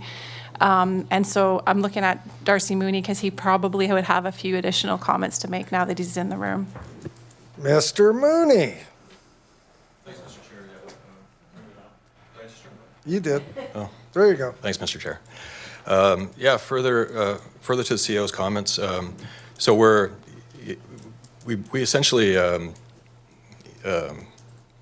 lack the internal resources to have really, pushed this item forward. But certainly, as a directive of the board, we are having some internal conversations about, what a full-fledged advancement into this function would look like, and some initial conversations with MOTT as well, and are planning a bit of a workshop with them because there has been some preliminary conversations with the province around, joining in on getting an understanding of the responsibilities of MOTT, the current drainage services that we have, how to work more closely together to perhaps identify moving forward in more of a collaboration on these types of services. So work is progressing, albeit slowly, but our hope is to continue that work and have a report back to the board in the future. Thank you. Director Segal.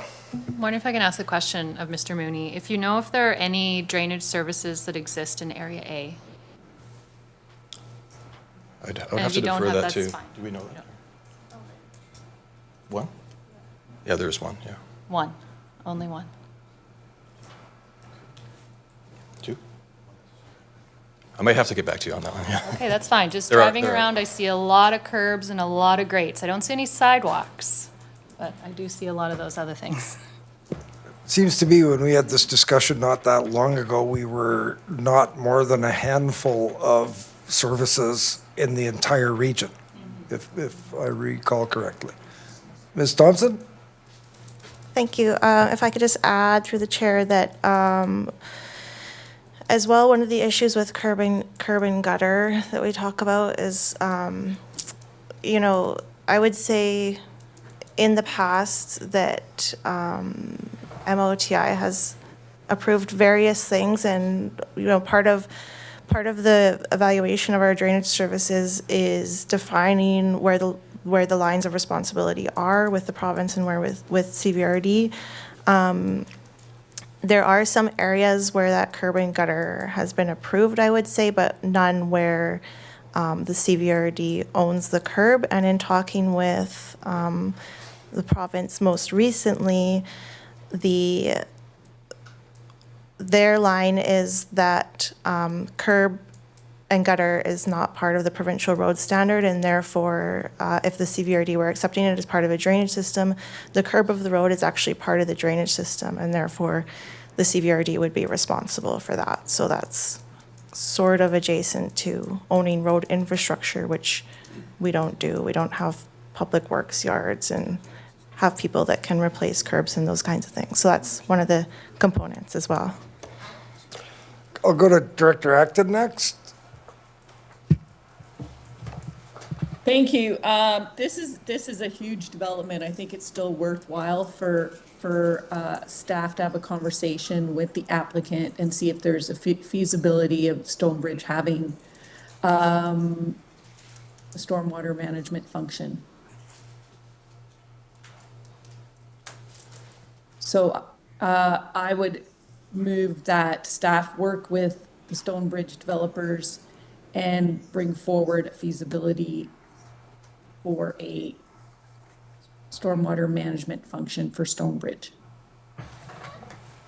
Before I take a seconder, I think I'm going to break for 5 minutes and consult with the parliamentarian.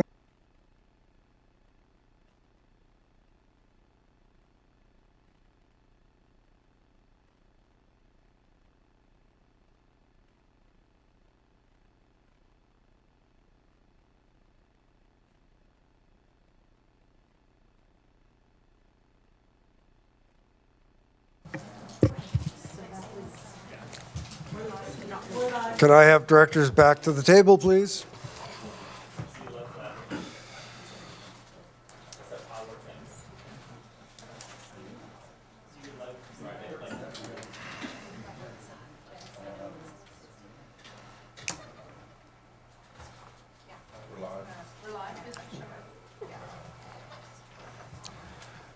Could I have directors back at the table, please?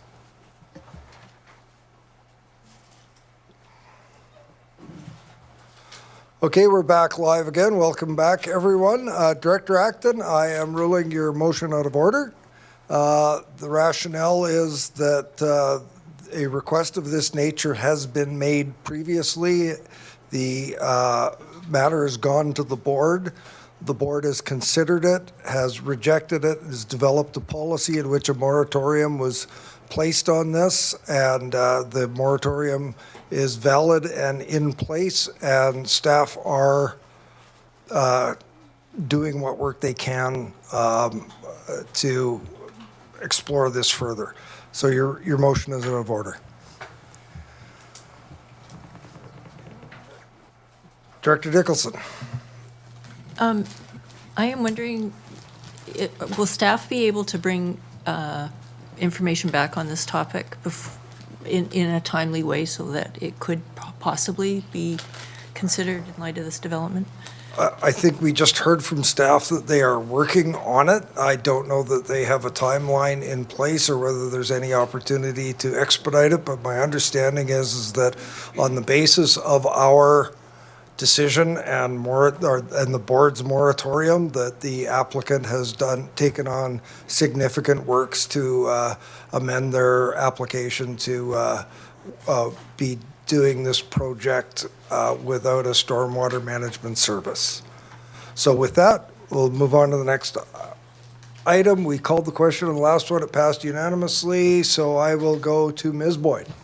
Thank you, Chair. We're at R5, Report from the Community Planning Division regarding short-term rental principal resident requirement 2025-2026 for direction. Mr. Tippett. Hello, Mr. Chair, and to the committee. The report is a fairly simple one. It basically asks the committee, what is your pleasure with respect to opting in or not opting in to the principal resident requirement under Bill 35, the short-term rental legislation of the province for 2025, 2026?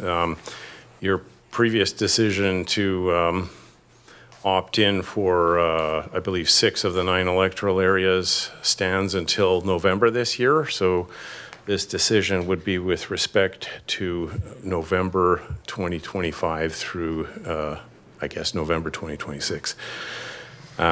We have not made a recommendation this time, just seeking direction for, I guess you probably know this as individual directors, but the 3 areas that did not opt in, I believe, and this is from memory, are electoral areas B, D, and I.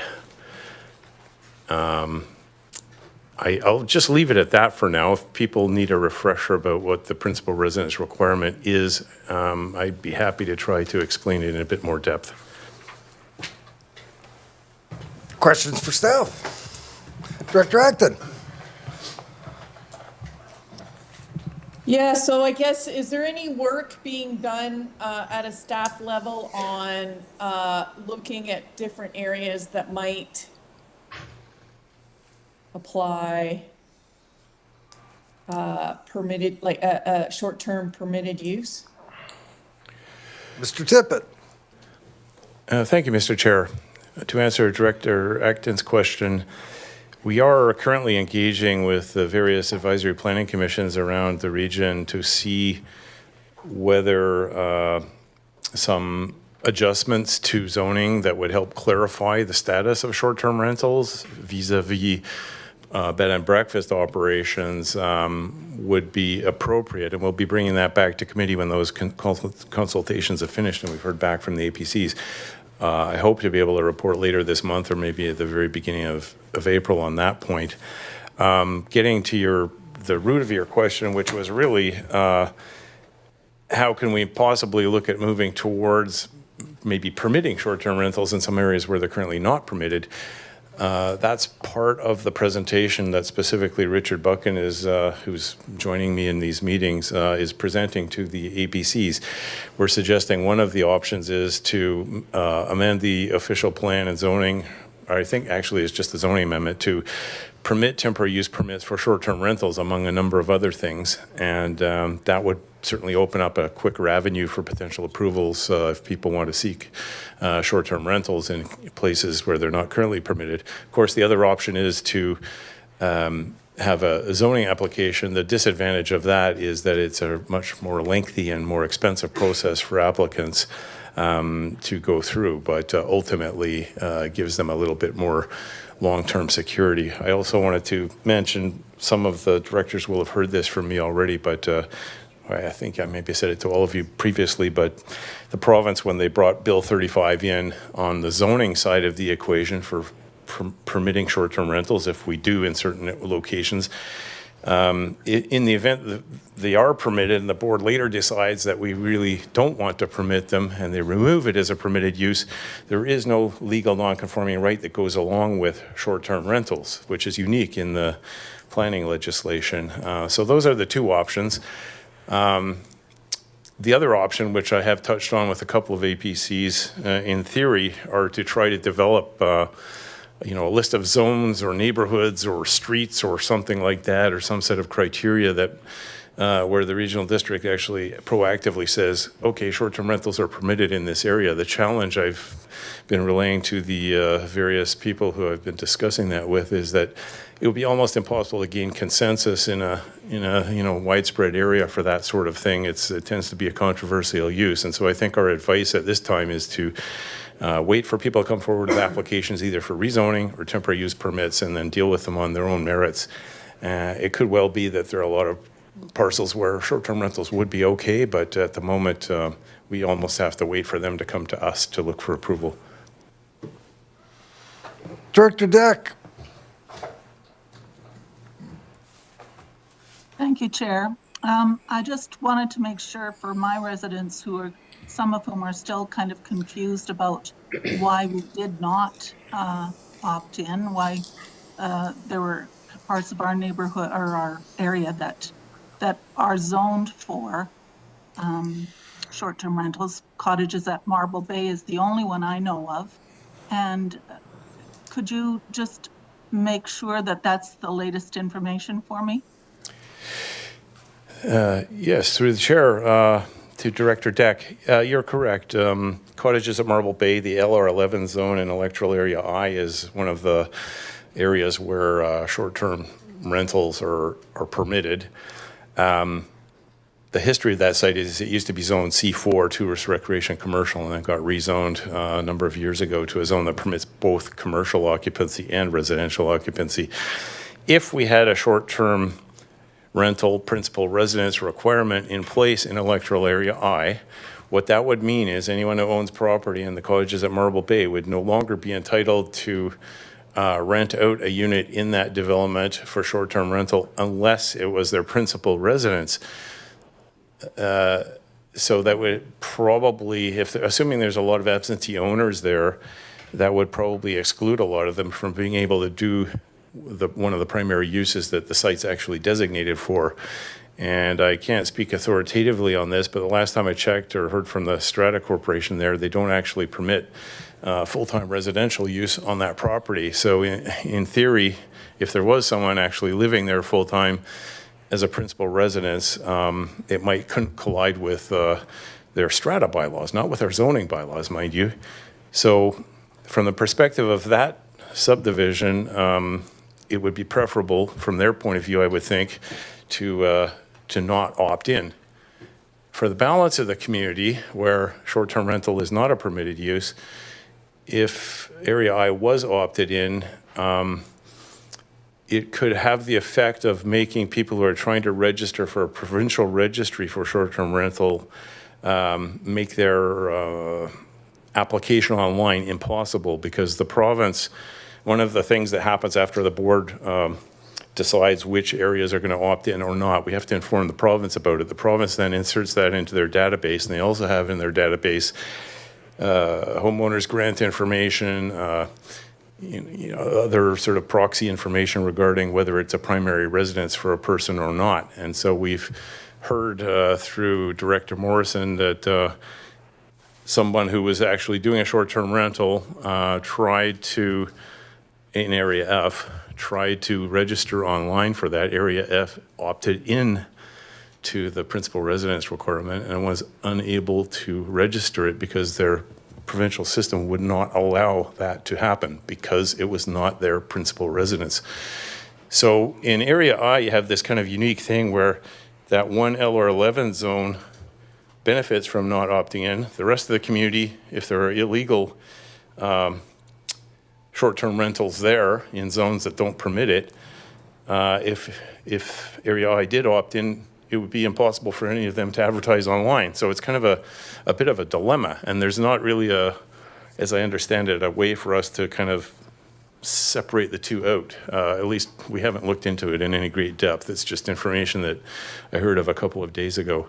So I don't know if that helps. Hopefully it does. It's not to say we can't pursue bylaw enforcement in cases where people are doing short-term rentals in zones in Area I where it's not permitted. We certainly can pursue bylaw enforcement. It's just there's this additional check and balance if a community's opted in that you cannot advertise on the VRBO, Airbnb, Expedia, et cetera, platforms if the principal residence requirement's in effect and it is not your principal residence. So I hope that helps. If it doesn't, then ask me more questions. Do you have a follow-up? No, I don't. Thank you. That's as long as I know and that I can pass this information on, that except for that one area, all short-term rentals are not allowed. In the rest of Area I. Yeah, that's correct. Okay, thank you. I have Director Martman, Abbott, and Wilson. Director Martman, the floor is yours. Thank you, Chair, and thank you, Mike, Mr. Tippett. At the APC meetings you handed out, they look familiar? It does. In fact, I have other copies. I didn't know if it was going to come up in this discussion, but I could pass them out to those who haven't seen it yet if you would like to see. I guess we opted in last year, and I'm trying to decide whether to continue that. And the biggest thing is I want to try to avoid confusion, especially confusion with what you're doing with the province aligns with bylaws.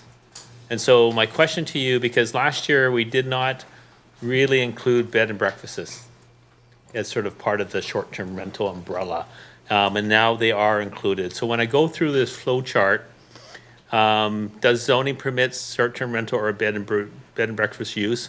Okay, well, yes for bed and breakfast.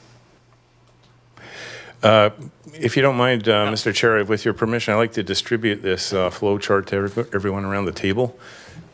Please do. This is the Director Morrison flow chart. Mo flow.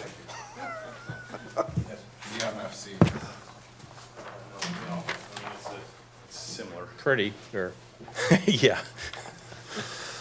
Okay, thank you, Mr. Chair. Would you like to walk us through the flow chart? Yeah, I gave them all away, but I'll try and do it from memory. No, it's fine. Except I don't think it's in anyone's presentation, but it's under 13 planning and development in N, issues, short-term rental. Anyway, thanks. Yeah. Allison brought me one. That's great. So this chart is an attempt to explain the provincial short-term rental and bed and breakfast registration process and how it kind of interlaces in certain places with regional district zoning and possibly business licensing by law if that exists.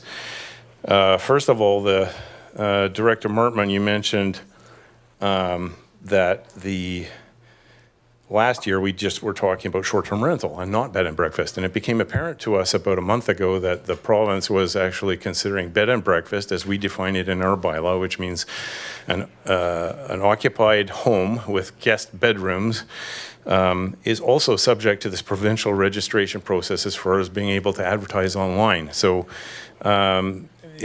this flow chart or decision tree, if you want to call it that, is really predicated on both bed and breakfast and short-term rental for that reason. Now, the province considers both bed and breakfast. Oh, thanks, perfect. Oh God, I'll Oops, what's going on here? Karen, your mic's on.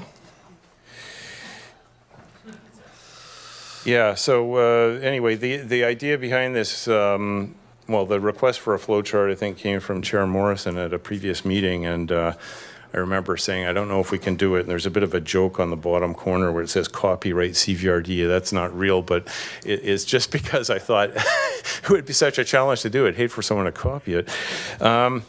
Anyway, so the flow chart here is in, and I don't know, Director Martman, if you wanted me to just take everyone through this flow chart, or, okay. Please do. All right, thank you. So the chart kind of starts on the left-hand side where the fundamental question is, does the zoning permit short-term rental or bed and breakfast use? Now, they're both listed there, short-term rental and bed and breakfast, but not to be considered together. So if someone either wants to do a bed and breakfast or a short-term rental. So the question to ask, let's say it's a bed and breakfast. Does the zoning permit bed and breakfast? If the answer to that is yes, which it almost always is, for a single detached dwelling, the yes arrow goes up to the top, sort of the highest, well, you can see where the arrow goes, to where it says online ads wanted. Online ads wanted doesn't mean your own website. What it means is, do you want to advertise with VRBO, Airbnb, Expedia, Kayak, etc.? If the answer to that is yes, that then goes down to what we're talking about in this report that I've written today. Does the principal residence requirement apply in the electoral area where the person wants to do bed and breakfast use? So I'll quickly add here, bed and breakfast regulations as they exist today, which, as I said, are permitted in almost every residential zone, necessarily have a principal residence requirement built into them in the regional district zoning. It says that the person who resides there is the one who provides this service and has to be present on the site when the rooms are rented out. So in in a bed and breakfast case, the principal residence requirement from the province, if we opt in, is redundant because our zoning already says it has to be done. But anyway, to continue along with this principal residence requirement, so in the case of, well, for example, electoral area I, the answer is no. So you go from there to that dark blue sort of rectangle that says, has the applicant paid the online registration fee? There's not a no decision coming out of that dark blue box, because if they want to advertise online, they have to pay the fee. So the answer to that is yes, obviously, they pay the fee at some point. It goes to the next decision box, which is, does the CVRD have a business license bylaw in effect? At the moment, we don't. As you know, it's being considered, but we don't. The answer to that is no, so it goes down to the green circle, which means yes, go ahead with your bed and breakfast. Now, conversely, if we're looking at a short-term rental, meaning a building that is a residence that is not occupied by the regular resident and is rented out on for a period of less than 30 days to people who are there for a relatively short term, that's what we're calling short-term rental. If the first question we ask is short-term rental permitted, other than roughly 100 lots throughout the regional district, including the 50 at cottages at Marble Bay, the answer to that's usually no. And as soon as the answer is no, you notice the arrow coming out of no goes straight down to a hexagonal attempt at a stop sign. It should be an octagon, saying, no, you can't do it. That's the end of it. You're finished. Like, principal residence requirement is irrelevant to any situation where zoning does not permit short-term rental, period. That's it. Conversely, if you're in, for example, the LR11 zone and you're trying to do a short-term rental, the answer to that question is yes, you go up to online ads. Yes, you want ads. Principal residence requirement, in effect, let's say it's no. Again, it finishes off the way the process was for the previous example of bed and breakfast. So it's an attempt to show the flow of the decisions. In the event we did get a business licensing bylaw at the CVRD, it would sort of complement this process in the sense that it would provide an additional check on whether the use is permitted, because we're not going to issue a business license for a business that's not allowed to be where it's located, right? The principal residence requirement in areas where the community opts in helps with that from the point of view of STR advertisements online, but to have total control over a business license bylaw would help. It's not necessary, however, it just would sort of supplement the ability to sort of more closely regulate the use. So anyway, that's my attempt at trying to explain how that process works. So the question today really is about that principal residence requirement box for each electoral area, not a box, a diamond. Like, which of you want to get into the principal residence requirement? I've already explained to Director Deck if you have some of these zones where the use is permitted and you're aware that they're likely to occur, you may wish to not opt in. For other areas, I don't see a downside to opting in at this time. If someone were to apply, for example, at Shawnigan Lake, where short-term rental is just not permitted right now, for a temporary use permit, get it for short-term rental. When we go to this first box here, technically the zoning doesn't still permit it, but the temporary use permit is tantamount to saying, yes, the zoning permits it. So then you go through the process as though the answer is yes. So it kind of works that way, and hopefully that helped a bit. I don't know if anyone has any further questions, or Director Martman, if I answered your question. I'll go back to Director Martman, but it's a darn good thing you had a chance to practice it last night before you explained it to everybody today. Director Martman, go ahead. Thank you, and I think I'm close to the answer, because you got to where the principal resident requirement is redundant. But what I'm trying to do is get the messaging consistent.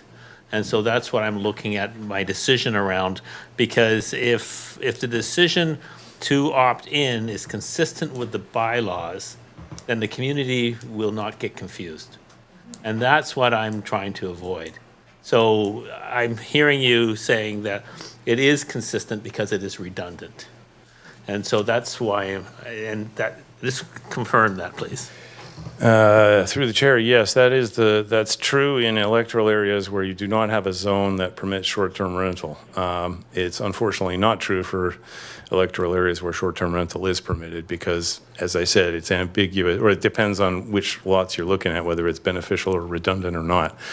I mean, I guess technically in electoral area I, if they did opt in, it would create complications for the cottages at Marble Bay, but add redundancy for bed and breakfast throughout the rest of the community and assist in trying to prevent online ads for illegal STR uses in electoral area I. So that's the question before each individual director based on your area and what your thoughts are on the matter. But for those areas which are, I think there's 5 electoral areas that don't currently permit STR. It's a more straightforward proposition in that case. Thank you, Chair, and I'm prepared to make my decision when you're ready. Excellent. We've got Directors Abbott, Wilson. Were you on there? You sure? No. And myself. Go ahead, Director Abbott. Thank you, Chair. And thank you, Mr. Tippett, for all the time you've put in. With 12 months' experience, we opted out in Area D because of the approved STRs and the stilt homes on the front. But I think I read a bit of a nuance in your report, this report before us, that principal residents, I was confused about a year ago when I thought, how can somebody rent their space and live in it at the same time? But you've said it can still be your principal residence. You can vacate and have it out as a short-term rental, but for the majority of the year, that's your residence. So, still a little confused. We could opt in, or would that compound the challenge? Would I be providing a conflict for those that are approved? With your permission, Mr. Chair, to answer Director Abbott's question, I think I don't know, the individual owners, obviously, of the leases on the stilt homes. I mean, there might be some who live there full time. One fellow I know from that area is Mr. McAllister. I believe it is his principal residence, but I also believe he does perhaps short-term rental. But the others I don't know. Some might be absentee lease owners, in which case they want to do STR, and as you noted, the zoning permits STR. So if we had the principal residence requirement in effect in electoral area D, those people who don't live there full time and are trying to do STR, which the zoning permits, would be prevented from advertising online. And so at this point, probably the best advice is to maybe stick with your previous year's position, I think. Director Wilson. Quick question. Do you have a law degree? No, Mr. Chair, and if you're suggesting I go back to university, no thanks. Yeah. All right, let me, because, you've said, avoid confusion or worse. Well, good luck with that, Michael. And I'm almost certainly that this must have come from the Ministry of how difficult can we make this or something like this. But thank you for the flow chart. And I'm going to go to principal resident requirement in electoral area. And there's a no and a yes branch. And if I understand it correctly, opt-out is the no, and opt-in is the yes branch. Is that correct? Yeah, technically, except you don't have to opt out. If you're automatically opted out. If you opt in, okay, then the answer is yes. So at the moment, I am opted out, right, I think? No, I believe you're opted in. I think the ones that are, or did I get that backwards? Hang on. Now it's even confusing me. No, the ones that did not opt in were areas B, D, and I. So you are, as of last year, Area C until November this year is opted in.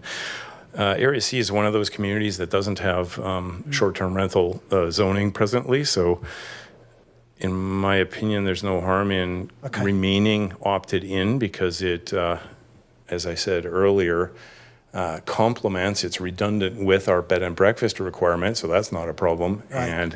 anyone doing short-term rental is by definition not doing it legally now, so that's not a problem Yeah. either.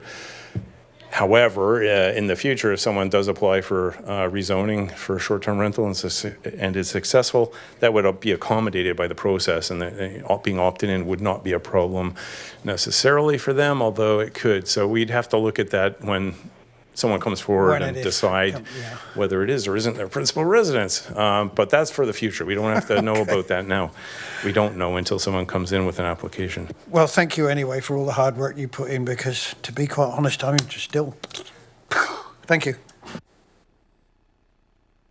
Director McClinton. Okay. So, thank you. This makes sense. It really helped me.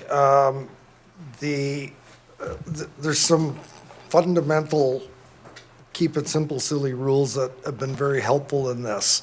And I know we can't address all of the outliers, and we're not attempting to fix all of the outliers. But one thing that sort of came out loud and clear after the Bill 35 came out was that short-term rentals aren't legal in most of the regional district. So that was very helpful. That repeated a couple of times, people were starting to get the message.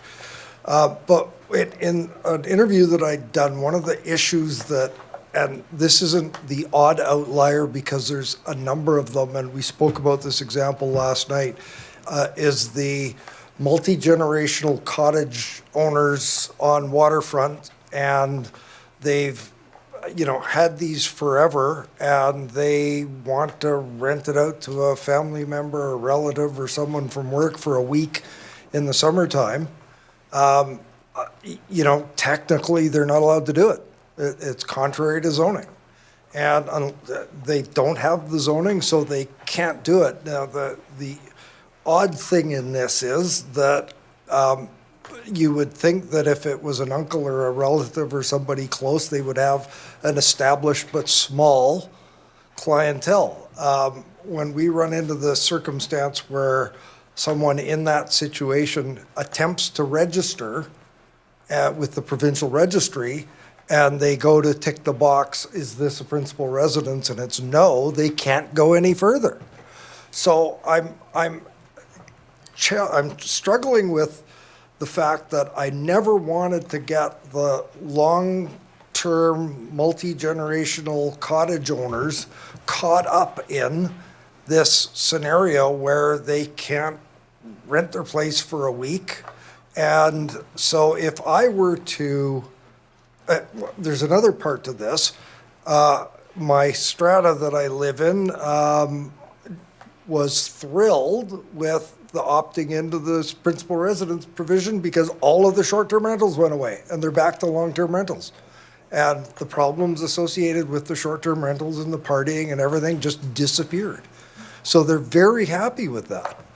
But if I were to now say that I wasn't opting in, then that would solve the problem for the multi-generational cottage owners. They could go, and there isn't a principal residence provision, but that in turn signals to a whole bunch of people that, F doesn't have the principal residence provision, and maybe they can go ahead and do that. And that's going to create more of that confusion that Director Markman spoke of. So do we see some sort of fix other than a temporary use permit for those multi-generational waterfront recreation owners that want to be able to rent their place for a couple of weeks in the summertime? Is it temporary use permit, and do we have any idea when we'll be in a position to start issuing temporary use permits? Mr. Chair, that's a great question. I think the answer may come when we report back to committee, or when specifically Richard reports back to committee on the TUP engagements with the APCs. To answer your fundamental question, though, about what can be done, I mean, one approach to those multi-generational properties is to invite them each to make an application for a zoning change. Another possible approach to that would be for us when we're developing the new zoning bylaw in resort-type communities to try to put a call out to see, how many people are actually doing this kind of thing. I suspect it's how can I put it? It's probably, well, there might be exceptions to this, but it's probably interspersed here and there throughout the community, not in a sort of consistent area necessarily.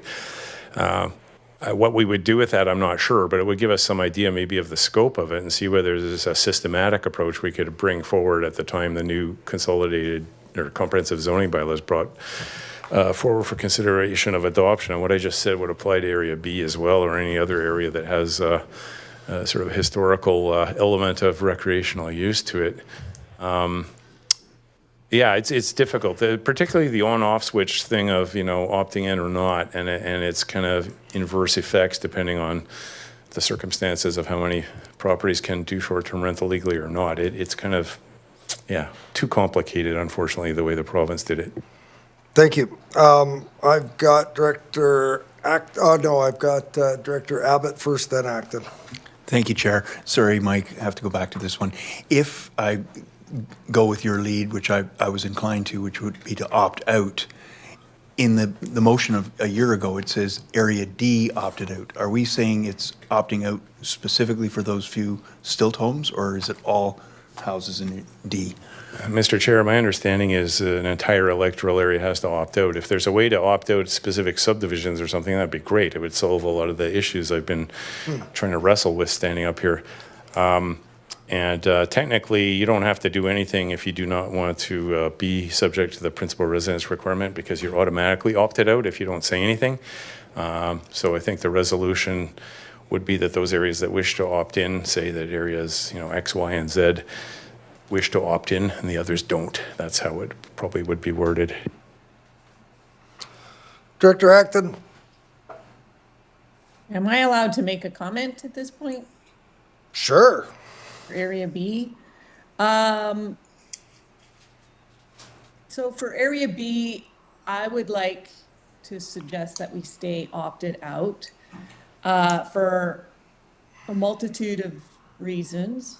One, I would like the community to know that I actually care that we have short-term rentals. I am seeing many people just canceling their short-term rentals for the summer around the lake. And yeah, I guess they're not going to be permitted, but it does create a recreational economy that we have here. And South Cowichan, I see a lot of economic suffering happening with retail stores and commercial buildings. So I think we're seeing the effect already. And yeah, I also think that people in my community don't want more government permits, applications, etc. And we're already paying for a bylaw officer because of the province. I think if the province wants us to do things, they should be paying for it. And if they want to create registries, they can manage it. And yeah, we just came out of a tight budget season, and I think we're just adding more work. And eventually we'll just have to add more bylaw officers. So perhaps, so that's just my message to represent the community. And I think that is how the majority feels. Thank you. In Area B. Thank you, Director Acton. So I don't know if it's appropriate at this point to just do a show of hands as to who would be interested in participating in the opting in process. You don't have to opt out. It's just those that are wanting to make a forward motion of opting in. So I know that I'd be considering it again for this year. Just a show of hands. 1, 2, is anybody taking notes? A, C, H, and F.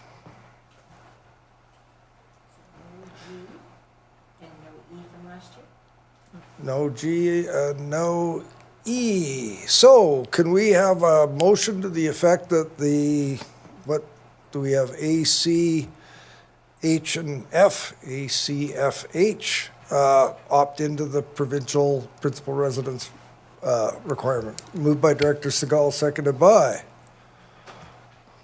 Is there a seconder? Director Martman. Any further discussion on the item? Director Segal. I just wanted to state that I'm one of those areas that has a small chunk that's allowed short-term rentals, but in their own strata bylaws, they don't allow their residents to have short-term rentals. So that means just the rest of my area, if they are on Airbnb, et cetera, they are operating as bed and breakfasts, and this provincial legislation just reinforces what's already in our zoning bylaw. Thank you, Mr. Tippett. Seeing no other hands, I will call the question. All those in favor? Are there any opposed? None opposed. Get the electronics out of the way fast. Motion carries. Ms. Boyd? Thank you, Chair. We made the amendment to remove R6. We'll move to R7, report from the Utilities Division regarding Carleton Water Systems Service Amendment Bylaw. Ms. Thompson? By the way, did your headache go away? Yes, it eventually did. It took a couple days, but yeah, all good now. Thank you. Glad to hear you're better. Yeah, I think this is a relatively straightforward housekeeping bylaw about bylaws for Carleton Water Systems Service. I just wanted to make a correction to the report in the background. In 2014, Bylaw 3812 amended the Carleton Water Service Area Establishment Bylaw to include 5 properties to the service area. At that time, one of the properties was located in Area A, while the rest of the properties are located in Area B, so that it was missed in the sections to include the language in the bylaw about Area A, as well as the schedule for the map for the service area. Included several properties that were part of an adjacent area as a mistake. So this bylaw amendment is just to clean up those issues and replace Schedule A. Is everybody paying that's supposed to be paying? Yes, there's no impact to taxes, parcel tax. Whew, good to know. Good. Any questions for staff? Directors Acton? Just like to move the staff recommendation. Moved and seconded. Any discussion on this item? Seeing none, all those in favor? Any opposed? Not opposed, the motion carries. Ms. Boyd? Not seeing anybody left for the question period. We move to closed session, that the motion to the meeting be closed to the public in accordance with Community Charter, Part 4, Division 3, Section 90, subsections, closed for minutes of the previous meeting of February 19th, 2025, and litigation or potential litigation, subsection 1G. Motion to close. Moved, seconded. All those in favor?